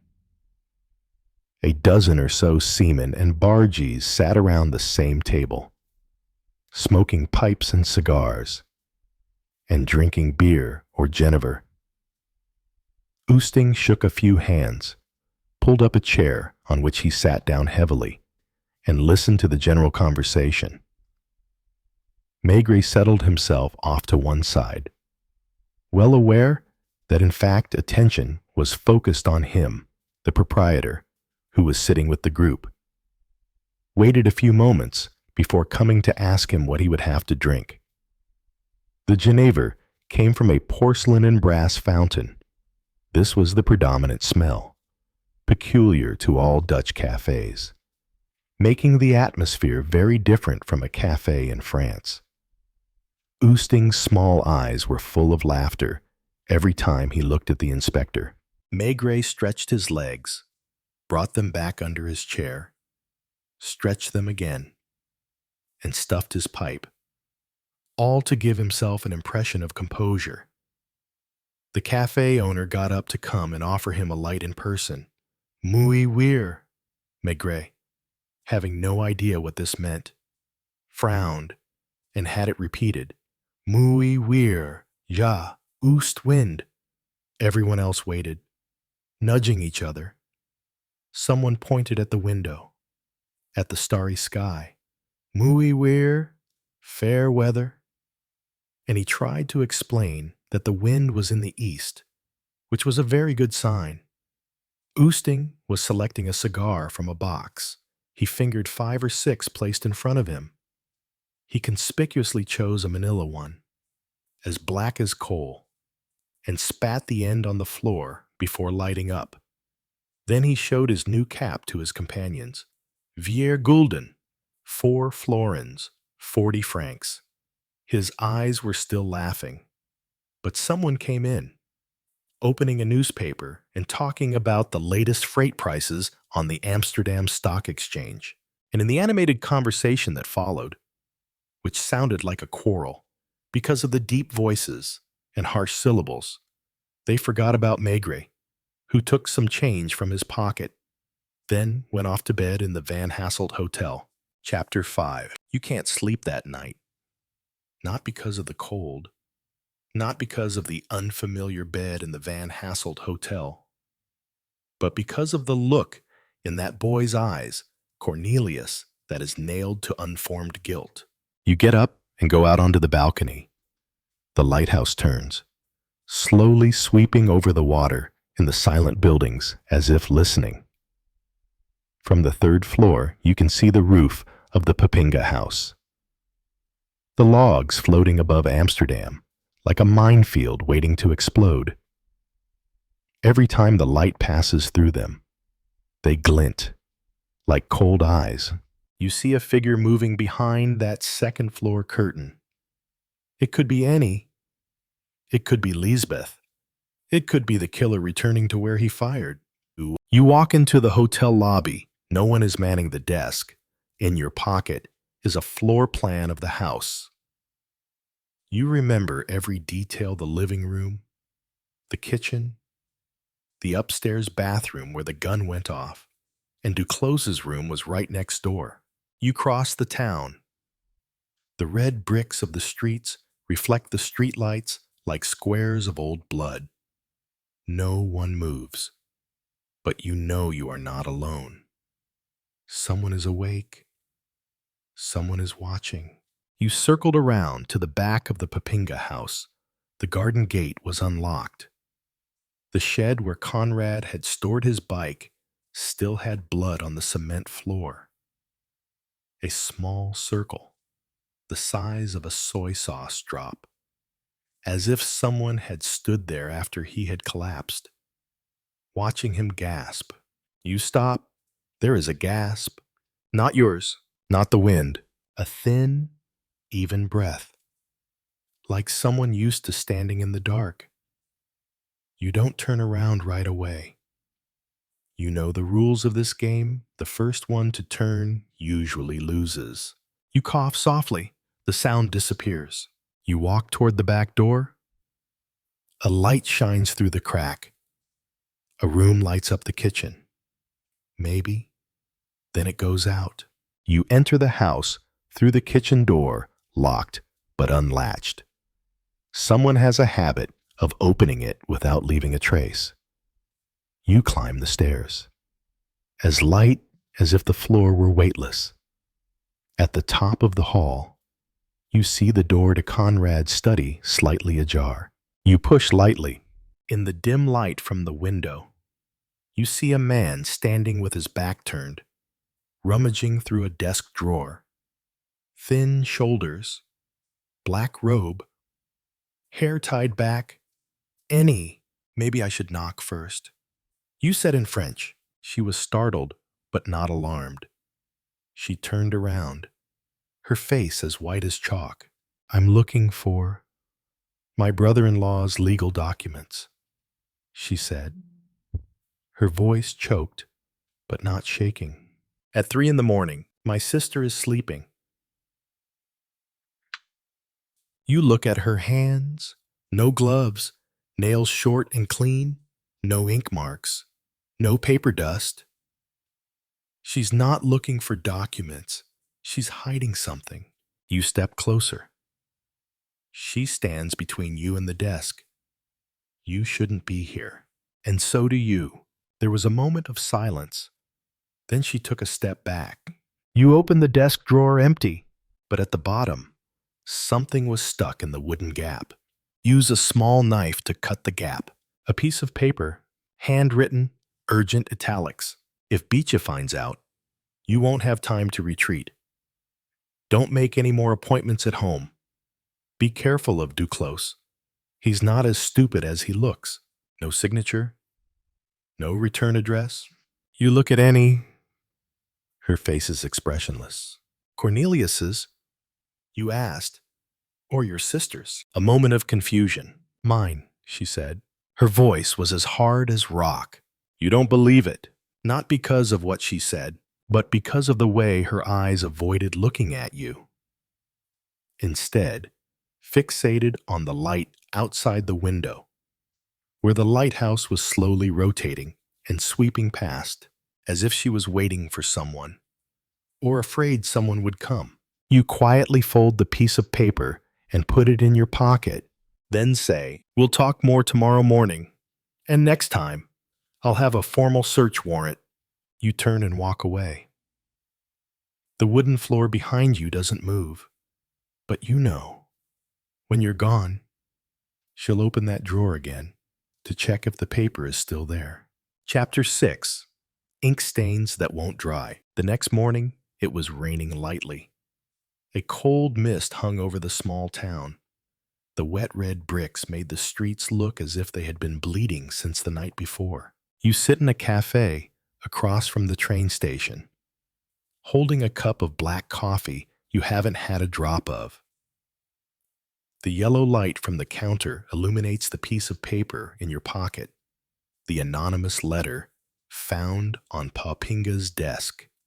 The ink is smudged in one corner, but the handwriting is still clear. You've read it 10 times, but the 11th still makes you shudder. If Beecha finds out, not if the police find out, Not if his wife finds out, but it is Beecha. She is the center. The question is no longer who fired the shot. It's who knew and who wanted to keep quiet. You stand up, stepping into the rain, as if it could wash away the dust of doubt from every face around you. Today's target, Cornelius. Last night, the boy showed weakness, but not guilt. But because of the fear of being exposed, you arrive at the maritime school dormitory ship where the cadets live. It's an old ship, smelling of grease and steam. The sailor on duty leads you up to the deck without asking many questions. Cornelius was cleaning a telescope on the bow, his hands in gloves and a wet raincoat. He looked younger than his age. Let's go down to the room and talk. You signaled. No resistance, just a lost eye. In the tiny cabin room, you begin. Who delivered the letter to Popinga's house last night? He looked up, surprised. You placed the piece of paper on the table between you. He looked at it as if it were something from another world. Not me. Did you write it or not? You wait. Cornelius pursed his lips. He looked left, then right, not daring to look at his friend. Do you know who wrote it? He nodded, so slightly that if you didn't look closely, you'd think he was shaking. You lower your voice. Is it Beecha? He jumped up from his chair, rubbing his hands together, sweat forming on his forehead. No, not her. You stand up. You move closer.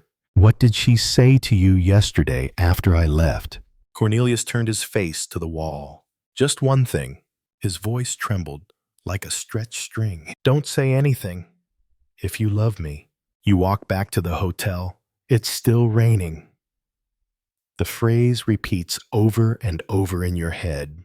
Don't say anything. If you love me. You've seen that kind of love before. Love makes people kill. Love makes people lie. Love makes boys like Cornelius stand in the middle of a rainy night, scared to death, but still silent. That evening, you return to the Lewins farm. Door closed, no lights on. You knock, no one answers. You go around back, cowshed empty. Garden, the grass is still wet. What about Beecha's shiny bike? Disappear. You return to town, quickly entering the police station. Show me the dock log. You say, what ships leave tonight? The police officer turned over the book. The Orange Z, he said, left an hour ago. For Hamburg, there was a special passenger, a girl. Her father agreed.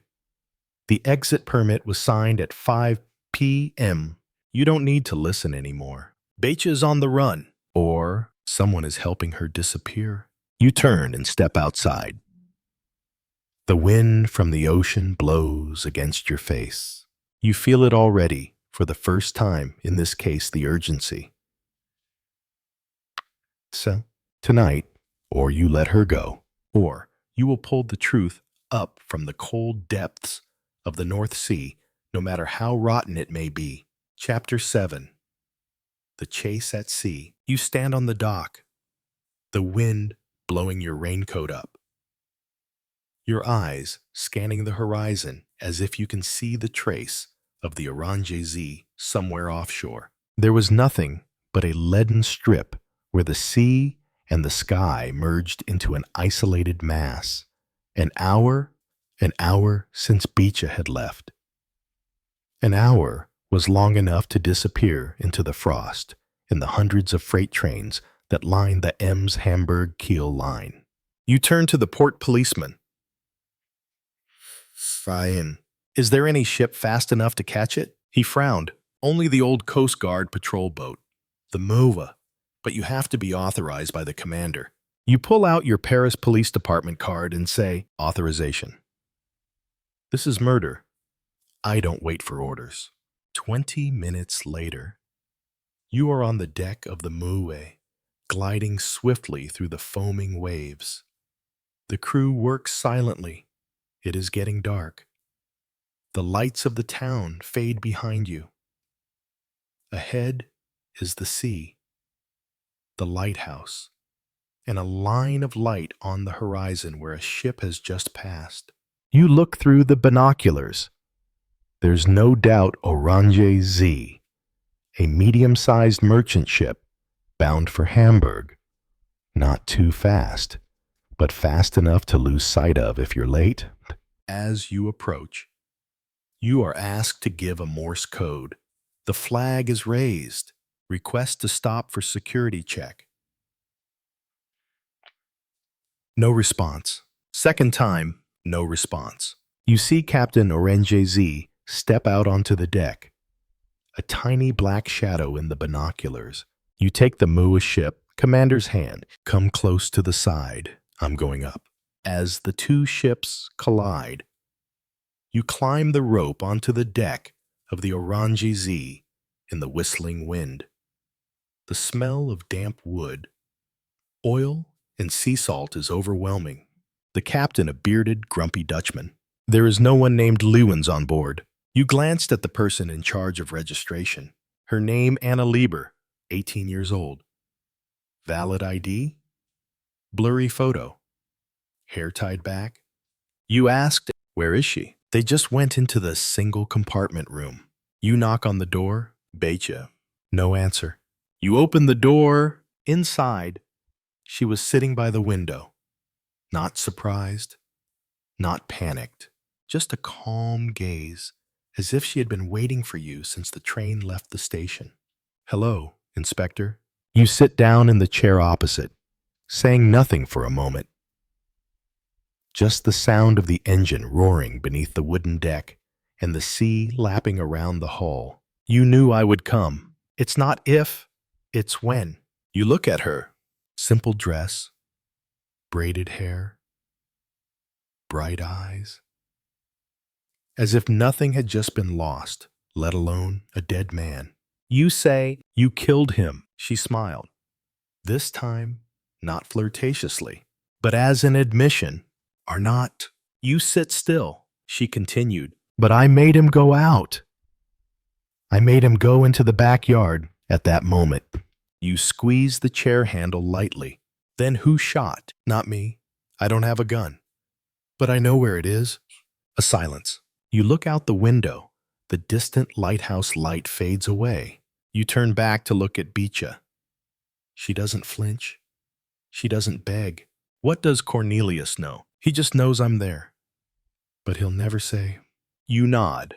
What about Duclos? She frowned slightly, showing discomfort for the first time. He's the only one who isn't controlled, and that's why he's scary. You stand up. I need you back to Delfzijl. Now. She let out a long breath, then nodded. Not for justice. Just because you were there at the right time. You pull out your radio and report to the MUA. They will escort her back. As you go down the rope ladder, seawater splashes up your collar. You don't know what truth she's holding back. Just know, in this game, Betja is never afraid. And that might be scarier than any killer. Chapter 8. 3 women and a ghost. You return to the Papinga house the next afternoon. The rain has stopped, but the air is still thick, as if the fog is the only thing keeping the town from falling into absolute silence. Betja was escorted by the Dutch police into the living room, where a week ago they had all been drinking tea, listening to the radio, laughing under the warm light. Now there was only silence, and the smell of licorice on the wind, acrid and bitter as sin. You enter last, Lisbeth Papinga, in a black dress and a gray silk scarf, stood by the fireplace, her hands clenched until they were white. Annie, sitting upright in her chair, still wearing her thin-rimmed glasses, the law book open on her knees as an excuse for the long silence. Betja walked in as if she were the hostess. "Um, no apologies, no embarrassment, just one sentence, said in a calm, cold voice. I want to see you again, before he is buried. You do not prevent." Lisbeth took a step back. Her voice was trembling but tight. "You shouldn't have come back here." Beecha smiled. "Because you know too much, right? You look at Annie." She doesn't look up, but her hand grips the page so tightly that the paper wrinkles. "Who is she to you, you ask?" Bluntly, like an unguarded punch. Lisbeth pulled a handkerchief out of her sleeve. She wiped her lips, though they were clean. "That girl is a liar. She seduces everyone who walks through my doors, even my husband, even his students." Her voice broke on the word husband. Beecha did not react. "Just ask again." Gently. "And how long have you known?" A suffocating silence. "You interject. She saw them come back together that night. But what she didn't know was that she came back alone." Lisbeth gripped the chair. "You saw her hands shaking." Annie remained silent. Beecha turned to Annie. Her voice was low, sweet as poisoned honey. "What about you? Do you love him too?" Annie closed the book, a small but decisive movement. For the first time, she looked directly at Beecha. "I love peace. And you destroy it. You make my brother blush. You make the whole town whisper." Beecha laughed a short, humorless laugh. "You made me kill someone." Annie's hand paused in midair, as if to brush away the words, before falling back to her lap. "You sit down, in the middle of 3 people. So who took the gun?" No one answered. "You ask again." "The gun was taken from Conrad's bedside table. Who knows where it is? Besides Lisbeth." Lisbeth hissed through her teeth. "Duclos doesn't know." Annie replied like a machine. "And Cornelius never entered that room." "You look at Beecha. And you?" She did not answer. "You nod. Okay. Let's change the question. Who put the sailor cap in the bathroom?" Again, there was only silence. "You pull a handwritten note from your pocket. And who wrote this piece?" You hand it to Lisbeth. She glances at it. Then, as if it's on fire in her hands, she throws it down on the table. Beecha whispered, "Not me." You turn to Annie. "And you?" She stood up. "We need a lawyer." You smile slightly. "She is a lawyer." Beecha stood up then. "Inspector, I'm back as you requested. Now, I'll wait in the living room. If you need me to say more, you can give me the summons." You nod. She stepped out, her red-brown hair brushing Lisbeth's shoulders like dried blood on silk. You turned back to look at the other 2 women and said, directed at no one in particular, "There are 3 men who know too much. One is dead. One is waiting to be caught. And one still plotting his escape." You step out, leaving them in a haze of lavender and ash. Chapter 9. Meeting at the harbor. At night, the harbor is filled with the smell of salt and the soft sound of ropes in the wind. You stand alone at the railing, watching the pile of logs drift slowly across the water like the erased traces of an accident. And in the distance, a figure was approaching. Its footsteps were heavy and unhurried. Its wooden clogs tapped evenly on the damp floor. "Easting?" He stood a few feet away from you, saying nothing. The smell of dried tobacco and fish oil from his clothes filled your nostrils strong and real. You don't say hello. You wait. Oosting took the pipe out of his mouth. He blew smoke through his nostrils. His eyes were like wet moss. "I know he's dead. You said first." He nodded. "No tragedy, no pity." "The curl is back," he said softly. His Dutch and English mixed together, mixed but understandable. You nod. You help it leave. He did not deny, just asked, "Do you know what Conrad did in Riga?" You were silent for a beat. Trading in timber, trading in contraband, or worse. Oosting relit his pipe. The flickering flame reflected in his eyes. He ruined a deal, a good deal. With the Finns, the French, and me. You frown. He took money? No. Oosting said slowly. He wants justice. You turn around.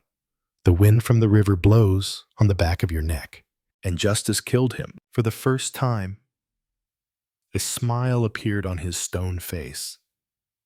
A sad smile, not a happy one. No. Love killed him. You take out a handwritten note, an unsigned letter. "Ahotawa, you wrote this." He shook his head. "I don't know how to write French." You are silent. Then ask, "Did you see anyone come into the house that night?" After Conrad brought Beecha home, he took a long drag. Exhaled white smoke, like unspoken accusations. Someone left the house through the back door. At 11:50, male or female, hollow, high, shorter than him. Walk fast, fearless. You turn and walk along the railing, your mind spinning. 11:50. Conrad died at 11:55. Someone leaves the house at the right time, not running away. But leaving after the job is done. You turn back. Oosting has turned away. You call with, "Do you think Beecha killed him?" He stopped, not turning back. She can kill, but not with a gun. You return to the police station. The hallway lights are a dim yellow. The windows creak as the wind blows.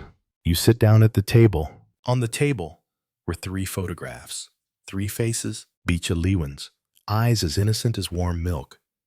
But the smile never matches the eyes. Annie Van Elst. Pursed mouth, slanted eyes, always knowing more than he lets on. Lisbeth Papinga. The veneer of decency was too perfect, like plaster on a rotten wall. You take a red pen and circle the name of the person who can hold the gun without arousing suspicion. Then you knock on the door of the detention room. The guard opens the door. You enter. Beecha sat by the window, quietly. You say, "Someone wants Conrad dead." But that person must have a key to his room. Must know he always keeps a gun in his drawer. Must know how to distract both Duclos and Cornelius at the same time. You look into her eyes. You didn't kill Conrad, but you know who did. She was silent. You continue, and if you don't tell, he'll kill again. Not out of love, out of habit. Chapter 10. The last word. It was raining again. Not real rain, but a mist of water suspended in the air, seeping through the gaps in my coat, soaking into my skin like a memory not yet buried. You return to the Papinga house, this time unannounced. You don't need more testimony, no more assumptions. You need one piece of evidence. The only thing that hasn't been properly tested yet. The radio in the living room. It was still there, heavy, silent, with a polished wooden case. You remember Duclos saying Papinga was playing jazz from Radio Paris, dancing, laughing. But no one asked what program, what time. You sit down, turn on the radio. It turned on with an old click. The frequency remained the same, like a dead man's handprint on a window. You check the broadcast schedule of Radio Paris that night. 22, 45, 23, 15, news broadcast, 23, 15, 0, Le Mot Juste, famous crime commentary program. You close your eyes. If Papinga had listened to that program, he would have heard a warning. You write down the time.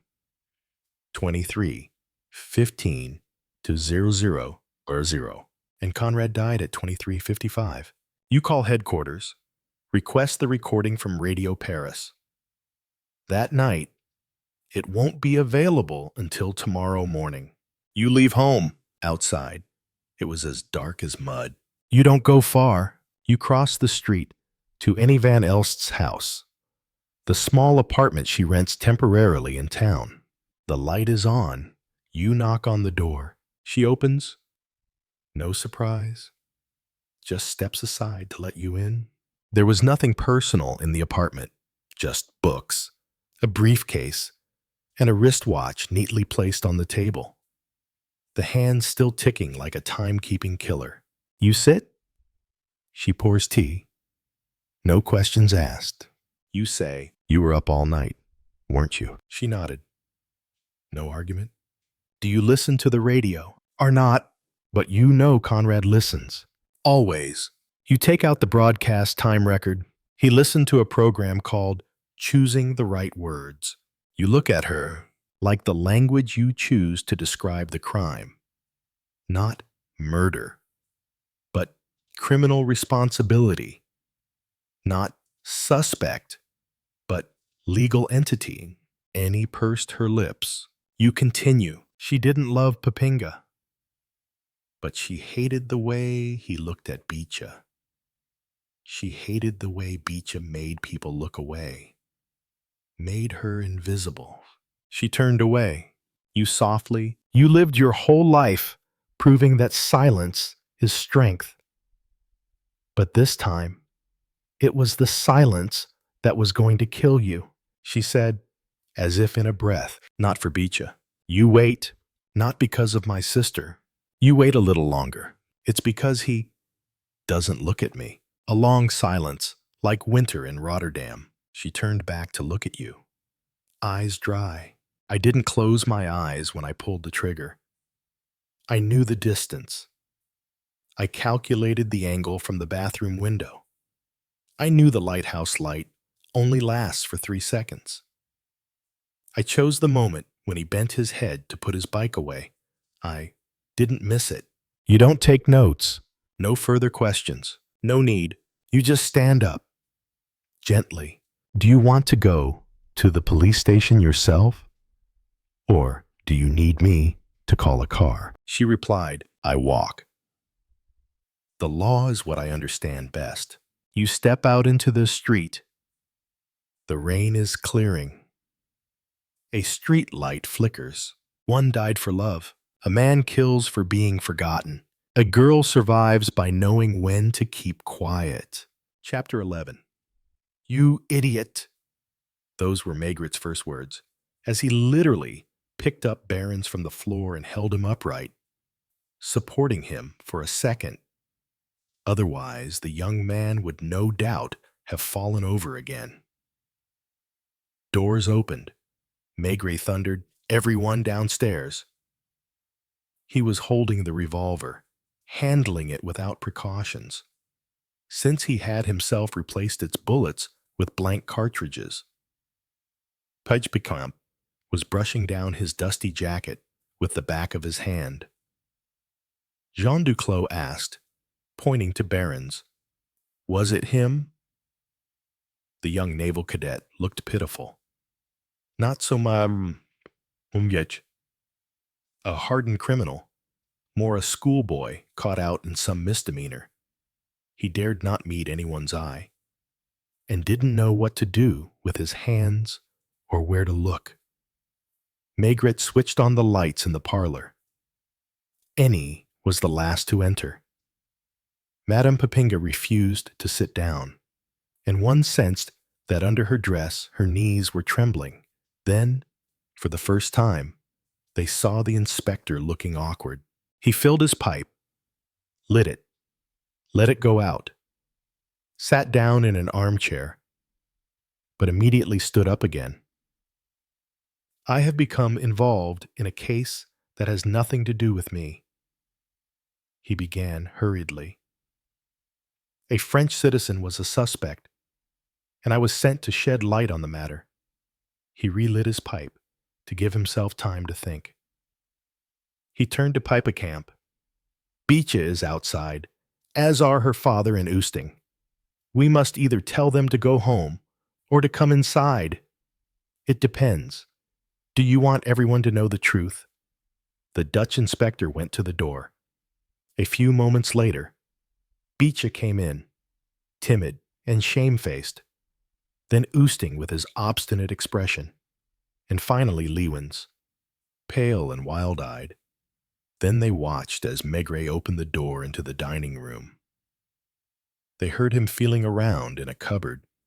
When he came back, he was holding a bottle of cognac in a glass. He drank alone. His expression was grim. Everyone was standing around him, and he seemed reluctant to speak. Do you want to know? Pijpenkamp. And suddenly, well, there's no help for it. No help for it. Even if your method is the right one. We're different countries. Different people. We have different climates. When you sense a family drama, you leap on the first bit of evidence that lets you explain away the crime. It must have been committed by some foreign seaman. That would be preferable, perhaps, from the point of view of public morale. No scandal, no bad example being set by the bourgeoisie to the lower classes. Only my problem is I can still see Popinga in this very room, turning on the wireless and dancing under the very eyes of his murderer. And he muttered crossly, without looking at anyone. The revolver was found in the bathroom, so the shot came from inside the house. Because it would be ridiculous to assume that the killer, after committing the crime, had the presence of mind to aim at a half-open window and throw the weapon inside, let alone go and put a cap in the bath and a cigar in the dining room. He began pacing up and down, still avoiding looking anyone in the eye. Oosting and Leeuwins, neither of whom could understand what he was saying, were gazing at him intently, trying to guess what he was driving at. The cap, the cigar butt, and then the revolver taken from Popinga's own bedside table. It was all too much. Do you see? Someone wanted to provide too much evidence, to cause too much confusion. Oosting, or someone like him from outside, might have left half those clues, but not everything. Therefore, there was premeditation, therefore, a desire to escape punishment. So we simply have to proceed by elimination. We can eliminate the biais. First of all, what reason could he possibly have to go into the dining room and drop a cigar, then go up to the bedroom to look for the revolver, and finally to leave a cap in the bath? Next, we can rule out Beecha, who in the course of the evening never once went upstairs, couldn't have left the cap, and couldn't even have taken it from the boat, because she was walking back from the lecture with Popinga.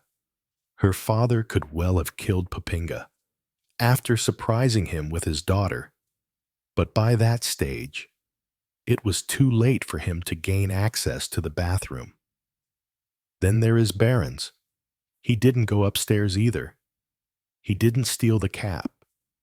He was jealous of his tutor, but an hour beforehand, he had no certainty of what he suspected. Maigret stopped talking and knocked out his pipe on his heel without worrying about the carpet. So that's all. It leaves us a choice between Madame Popinga, Annie, and Jean Duclos. There is no evidence against any of them, but it's not materially impossible for any of them to have done it either. Jean Duclos came out of the bathroom holding the revolver. We could take that as a sign of his innocence. Or it could be a very clever double bluff.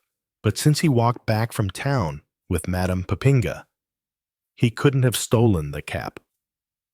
And Madame Papinga, by the same token, being with him, couldn't have done it either. The cap could only have been taken by one of the last couple, barons or any. And just now, on the way here, I had it confirmed that Annie remained alone for a moment or two alongside Oosting's boat. As for the cigar, let's not bother about it. Anyone could pick up an old cigar and anywhere. So, of all those who were here the night of the crime, Annie is the only person who stayed upstairs without any witnesses, and who, we also know, had been into the dining room. But she had a cast-iron alibi concerning the crime. And Maigret, still avoiding looking at anyone, placed on the table the plan of the house drawn by Jean Duclos. Annie could only have reached the bathroom by going through either her sister's bedroom or that of the French visitor. A quarter of an hour before the murder, she was in her own room. How could she get into the bathroom? And how could she be sure to be able to pass through one of the two bedrooms at the right moment? Don't forget that she has not only studied the law, but also forensic science. She's discussed them with Duclos. They talked together about the possibility of a crime which could be committed with mathematical impunity. Annie, standing very upright and pale in the face, was nevertheless in control of herself. Now, I will embark on a digression. I'm the only person here who didn't know Papinga. I have had to construct my idea of him from other people's evidence. He was keen to enjoy himself, but equally, he was intimidated by his responsibilities, and especially by received standards of proper behavior. One day, in a jolly mood, he made advances to Beecha, and she became his mistress, principally because she wanted it. I questioned the maid just now, and we know that he snatched kisses from her too, casually, in passing, but it didn't go any further because he got no encouragement. In other words, he was a man attracted to all women. He was capable of taking small risks, a kiss in the corner, the odd caress. But above all, he was keen to ensure his own safety. He'd been an ocean-going captain. He'd known the delights of shore leave with no consequences. But he was also a servant of the Dutch crown, and he wanted to hold on to his position, his house, and his wife. He was a mixture of appetites and repression, imprudence and caution. Beecha, only 18 years old, didn't understand that, and she believed he was ready to run away with her. Annie lived in close proximity with him. Never mind that she is not particularly beautiful. She's a woman, a mystery, therefore. And one day, the silence around him was painful. I'm not suggesting that he became her lover, but with Annie, too, he was imprudent enough to make advances. She believed him, and she conceived a passion for him, though not as blind a passion as that of Madame Papinga. So here they were, all living together, Madame Papinga, suspecting nothing, any more withdrawn, more passionate, more jealous, and more subtle. She guessed he was having an affair with Beecha. She sensed the presence of the enemy. Maybe she even looked for the letters and found them. She could tolerate sharing him with her sister, but she couldn't accept this pretty girl brimming with good health who was talking of running away. She decided to kill. And Maigret concluded, that's all. Love that had turned to hate. Love-hate, a complex, wild emotion, capable of driving someone to any lengths. She decided to kill Conrad, decided that in cold blood, to kill, without laying herself open to the least suspicion. And that very night, the professor had spoken about crimes that were never detected, about unpunished murders. She is as proud of her intelligence as she is passionate. She committed the perfect crime, a crime that could easily be blamed on a prowler. The cap, the cigar, and the unshakable alibi. She couldn't escape from her room to fire the gun without going through either her sister's room or the Frenchman's. During the lecture, she saw the hands feeling for each other. On the way home, Popinga walked with Biche. They drank, they danced, and they went off together on their bikes.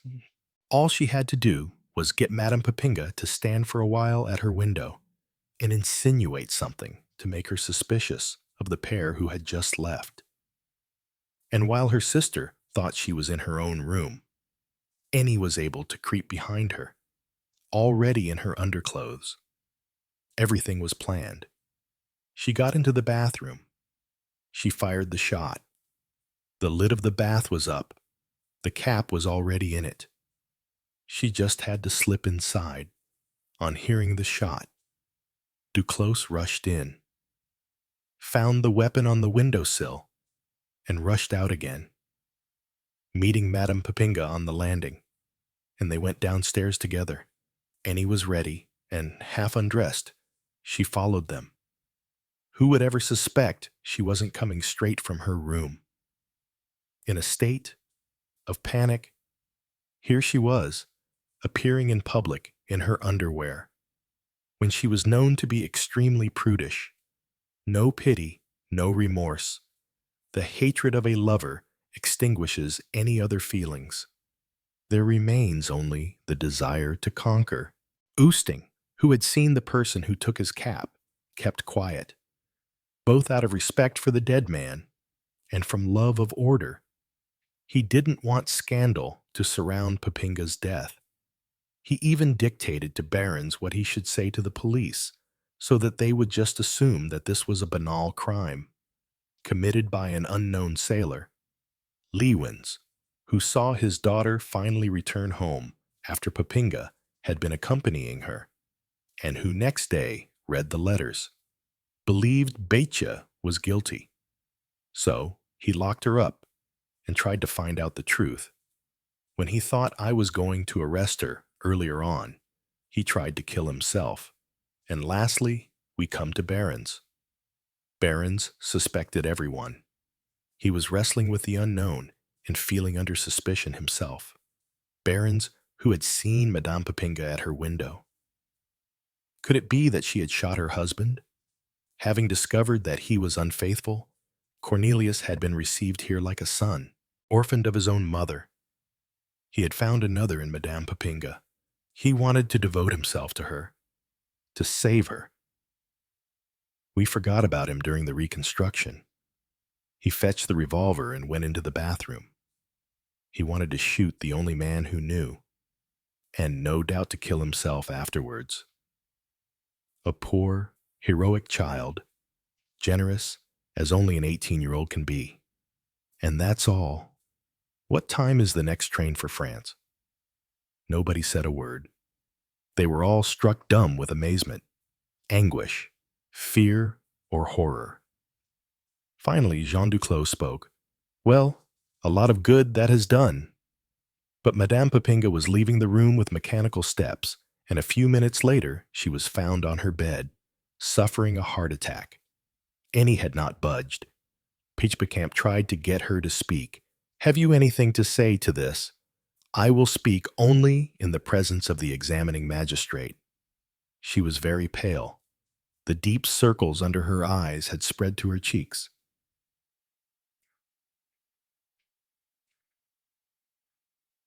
Oosting alone remained calm, but he was looking at Maigret with eyes full of reproach. And the fact is that at 5 o'clock in the morning, Detective Chief Inspector Maigret boarded a train, alone, at the little railway station of Delfzijl. No one had accompanied him. No one had thanked him, not even Duclos, who had claimed He could only manage to catch the next train. Day was breaking as the train crossed a bridge over a canal. Boats were waiting to pass, their sails flapping. An official was standing by to swing the bridge open after the train had gone across. It was not until 2 years later, in Paris, that Maigret met Beachy again. She was the wife of a representative for Dutch electrical lamps and had put on weight. She blushed when she recognized him.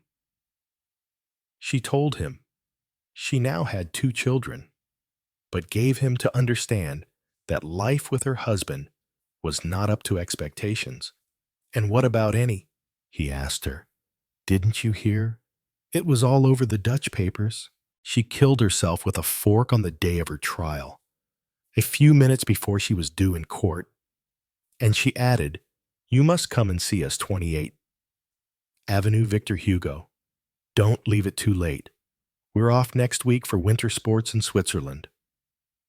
That day, when Maigret returned to headquarters, he contrived excuses to shout at all his inspectors, the glass eater, that he's the finest young man around here there ever was, and that all this could well be the death of his mother. He's all she's got. I am absolutely sure that he's innocent, everybody here is. But the sailors I've talked to reckon he'll be found guilty because civilian courts never understand anything to do with the sea. Do everything you can, old friend, just as if you were doing it for me. I see from the papers that you've become something very important in the police judiciaire, and it was a June morning.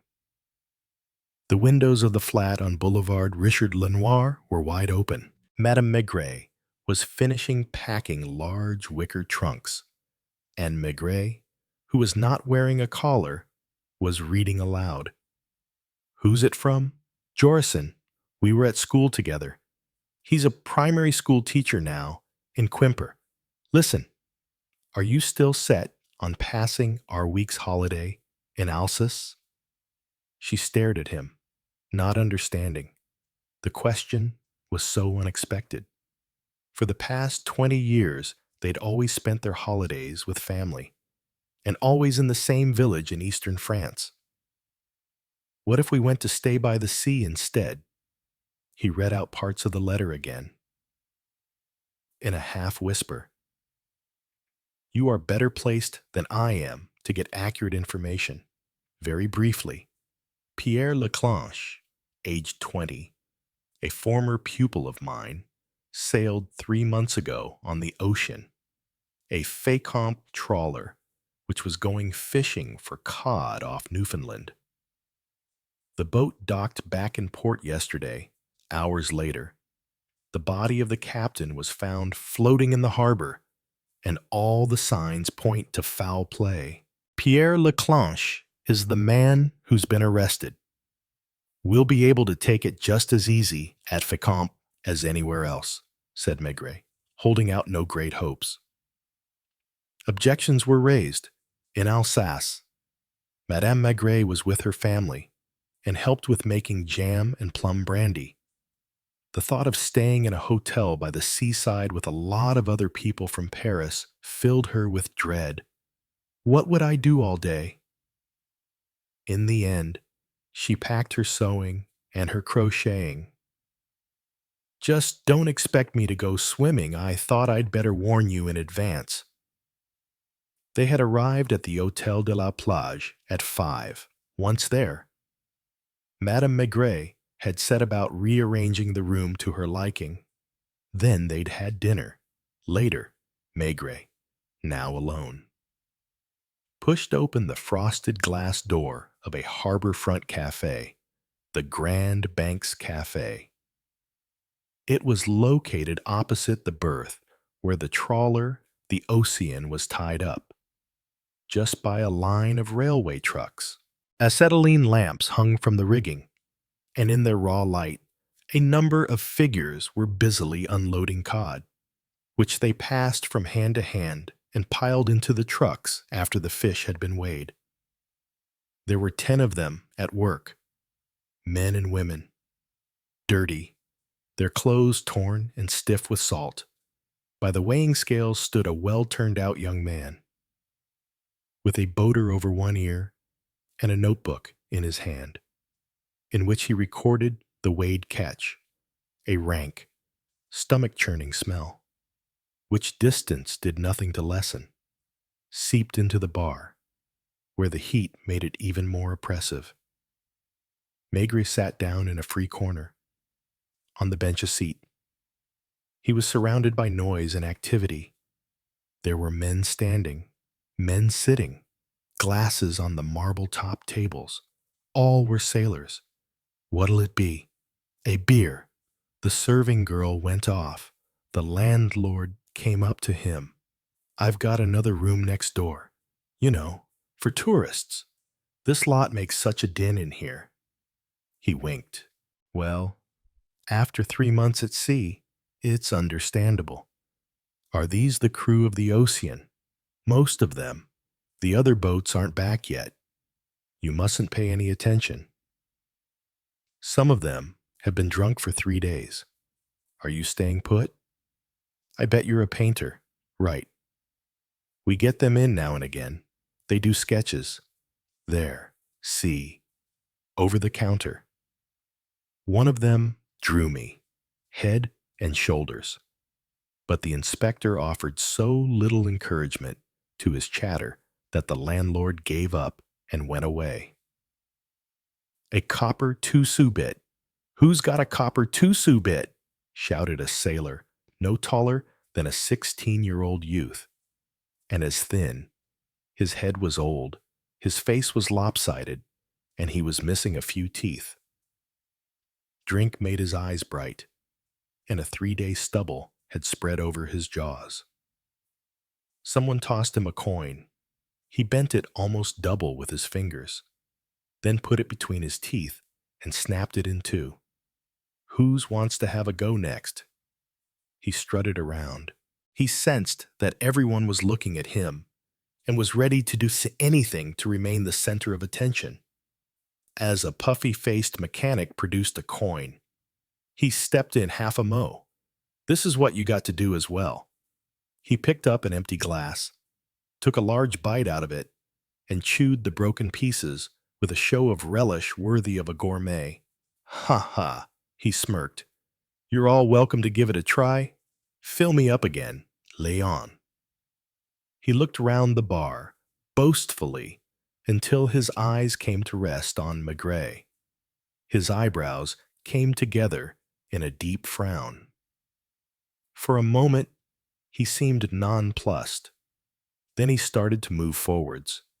He had to lean on a table to steady himself because he was so drunk. You here for me, he blustered. Take it easy. Louis boy. Still on about that business with the wallet? Listen, boys.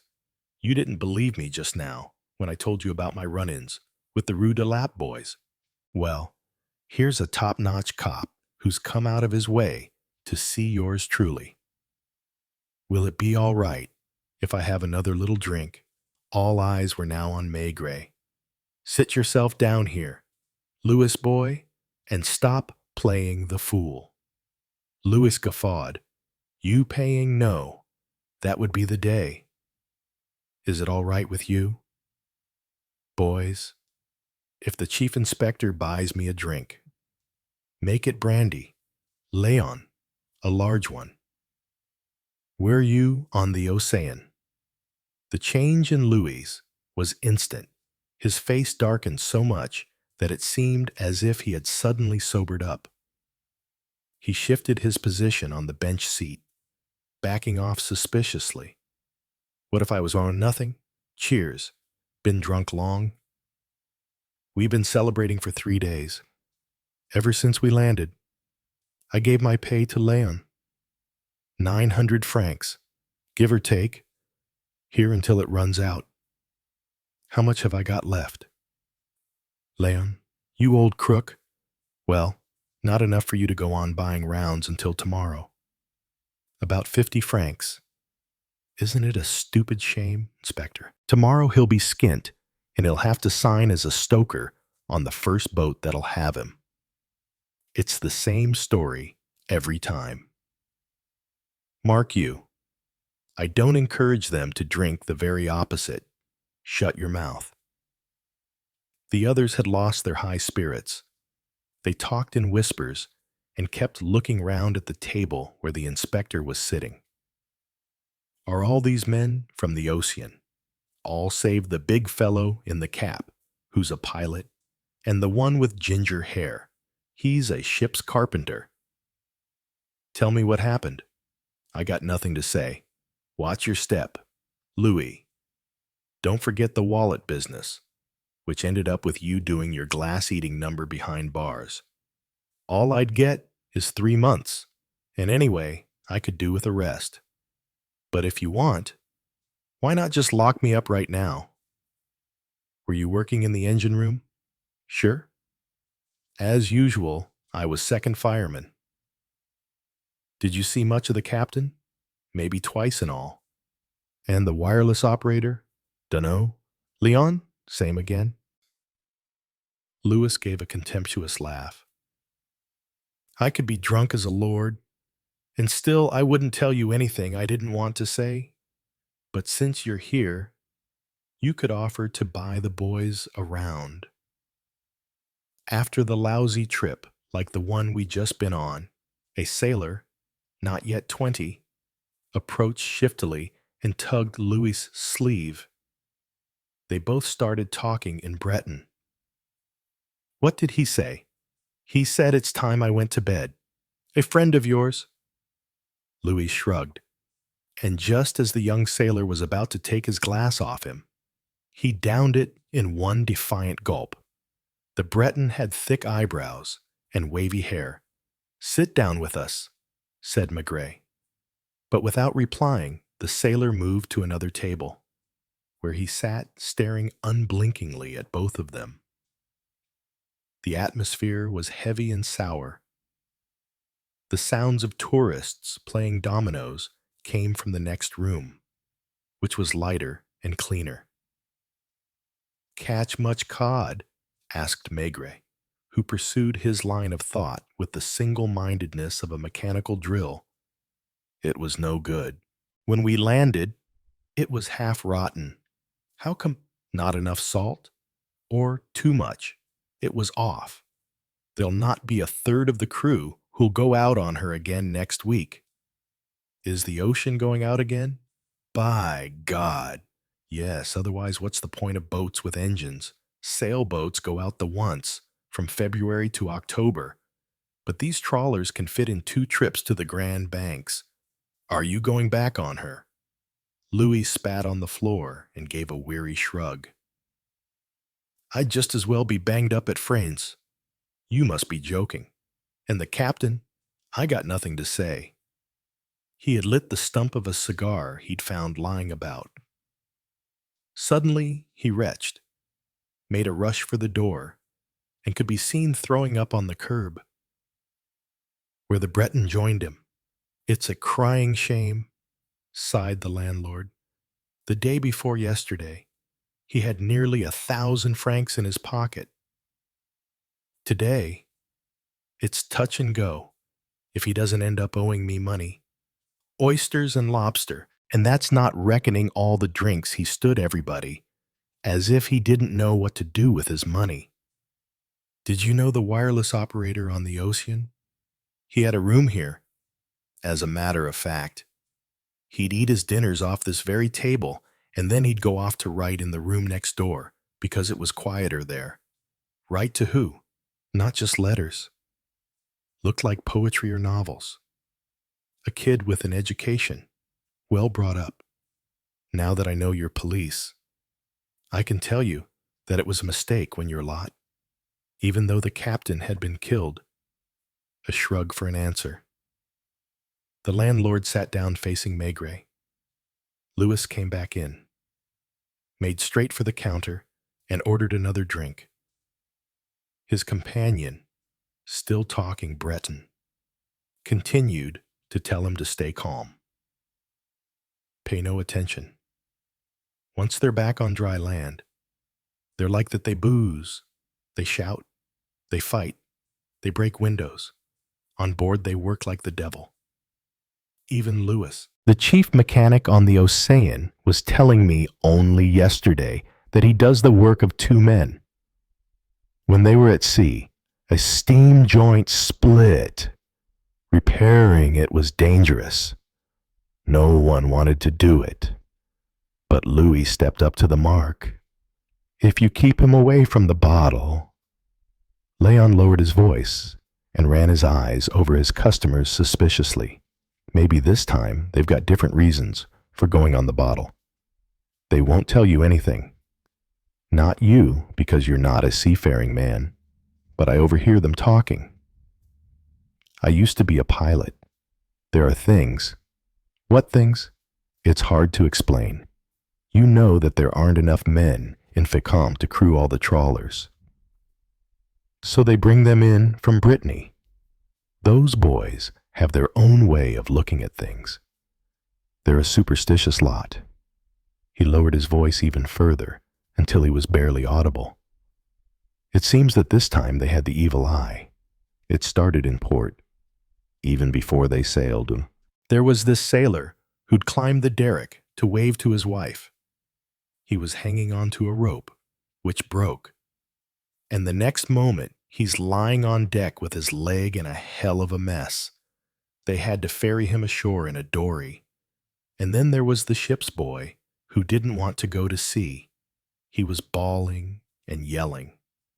Then 3 days later, they telegraphed saying he'd been washed overboard by a wave, a kid of 15. A small lad with fair hair, skinny he was, with a girlish name, Jean-Marie. And that wasn't all. Julie, bring us a couple of glasses of Calvados. The right-hand bottle? No, not that one. The one with the glass stopper? So the evil eye went on. I don't know exactly. It's as if they're all too scared to talk about it. Even so, if the wireless operator has been arrested, it's because the police must have got to hear that during the whole time they were at sea, he and the captain never said a word to each other. They were like oil and vinegar. And things happened. Things that don't make any sense. Like, for instance, when the skipper made them move the boat to a position where no one ever heard of cod being caught. And he went berserk.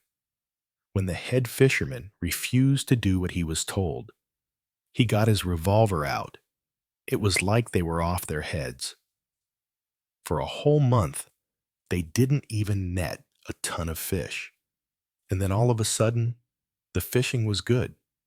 But even then, the cod had to be sold at half price because it hadn't been kept right. And on it went. Even when they were coming into the harbor, they lost control twice and sank a rowing boat. It was like there was a curse on the boat. Then the skipper sent all hands ashore without leaving anyone on watch and stayed on board that evening all by himself. It was around 9 o'clock. They were all in here getting drunk. The wireless operator went up to his room. Then he went out. He was seen heading in the direction of the boat. It was then that it happened. A fisherman down at the harbor, who was getting ready to leave, heard a noise like something falling in the water. He ran to see. With a customs man he'd met on the way. They lit lanterns. There was a body in the water. It had caught in the Ocean's anchor chain. It was the skipper. He was dead when they fished him out. They tried artificial respiration. They couldn't understand it. He hadn't been in the water 10 minutes. The doctor explained the reason. Seems as how somebody had strangled him before. Do you follow me? And they found the wireless operator on board in his cabin, which is just astern of the funnel. You can see it from here. The police came here and searched his room. They found some burned papers. What do you make of it, oh Julie? 2 Calvados, your very good health. Louis, getting more and more carried away. had gripped a chair with his teeth and, in the middle of a circle of sailors, was holding it horizontally while staring defiantly at Maigret. "Was the captain from around here?" asked the inspector. "That he was. A curious sort. Not much taller or wider than Louis, but always polite, always friendly, and always nattily turned out. I don't think he went much to cafes. He wasn't married. He had digs in Rue d'Etretat, with a widow whose husband had worked for customs. There was talk that they'd get wed in the end. He'd been fishing off Newfoundland these 15 years. Always for the same owners, the French Cod Company. Captain Falut, to give him his full name. They're in a fix now if they want to send the Ocean out to the Grand Banks. No captain, and half the crew not wanting to sign on for another tour. Why is that? Don't try to understand the evil eye. Like I told you, there's talk of laying the boat up until next year. On top of which, the police have told the crew they have to stay available. And the wireless operator is behind bars. Yes, they took him away the same evening. In handcuffs, I was standing in the doorway. I tell you God's truth. The wife cried, and so did I. But he wasn't a special customer.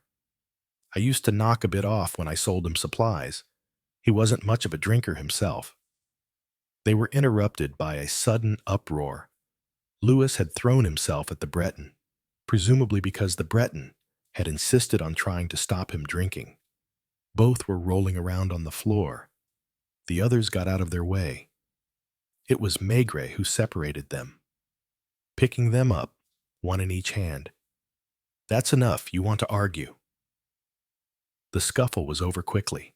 The Breton, whose hands were free, pulled a knife from his pocket. The inspector saw it just in time, and with a swift back heel, sent it spinning 2 meters away.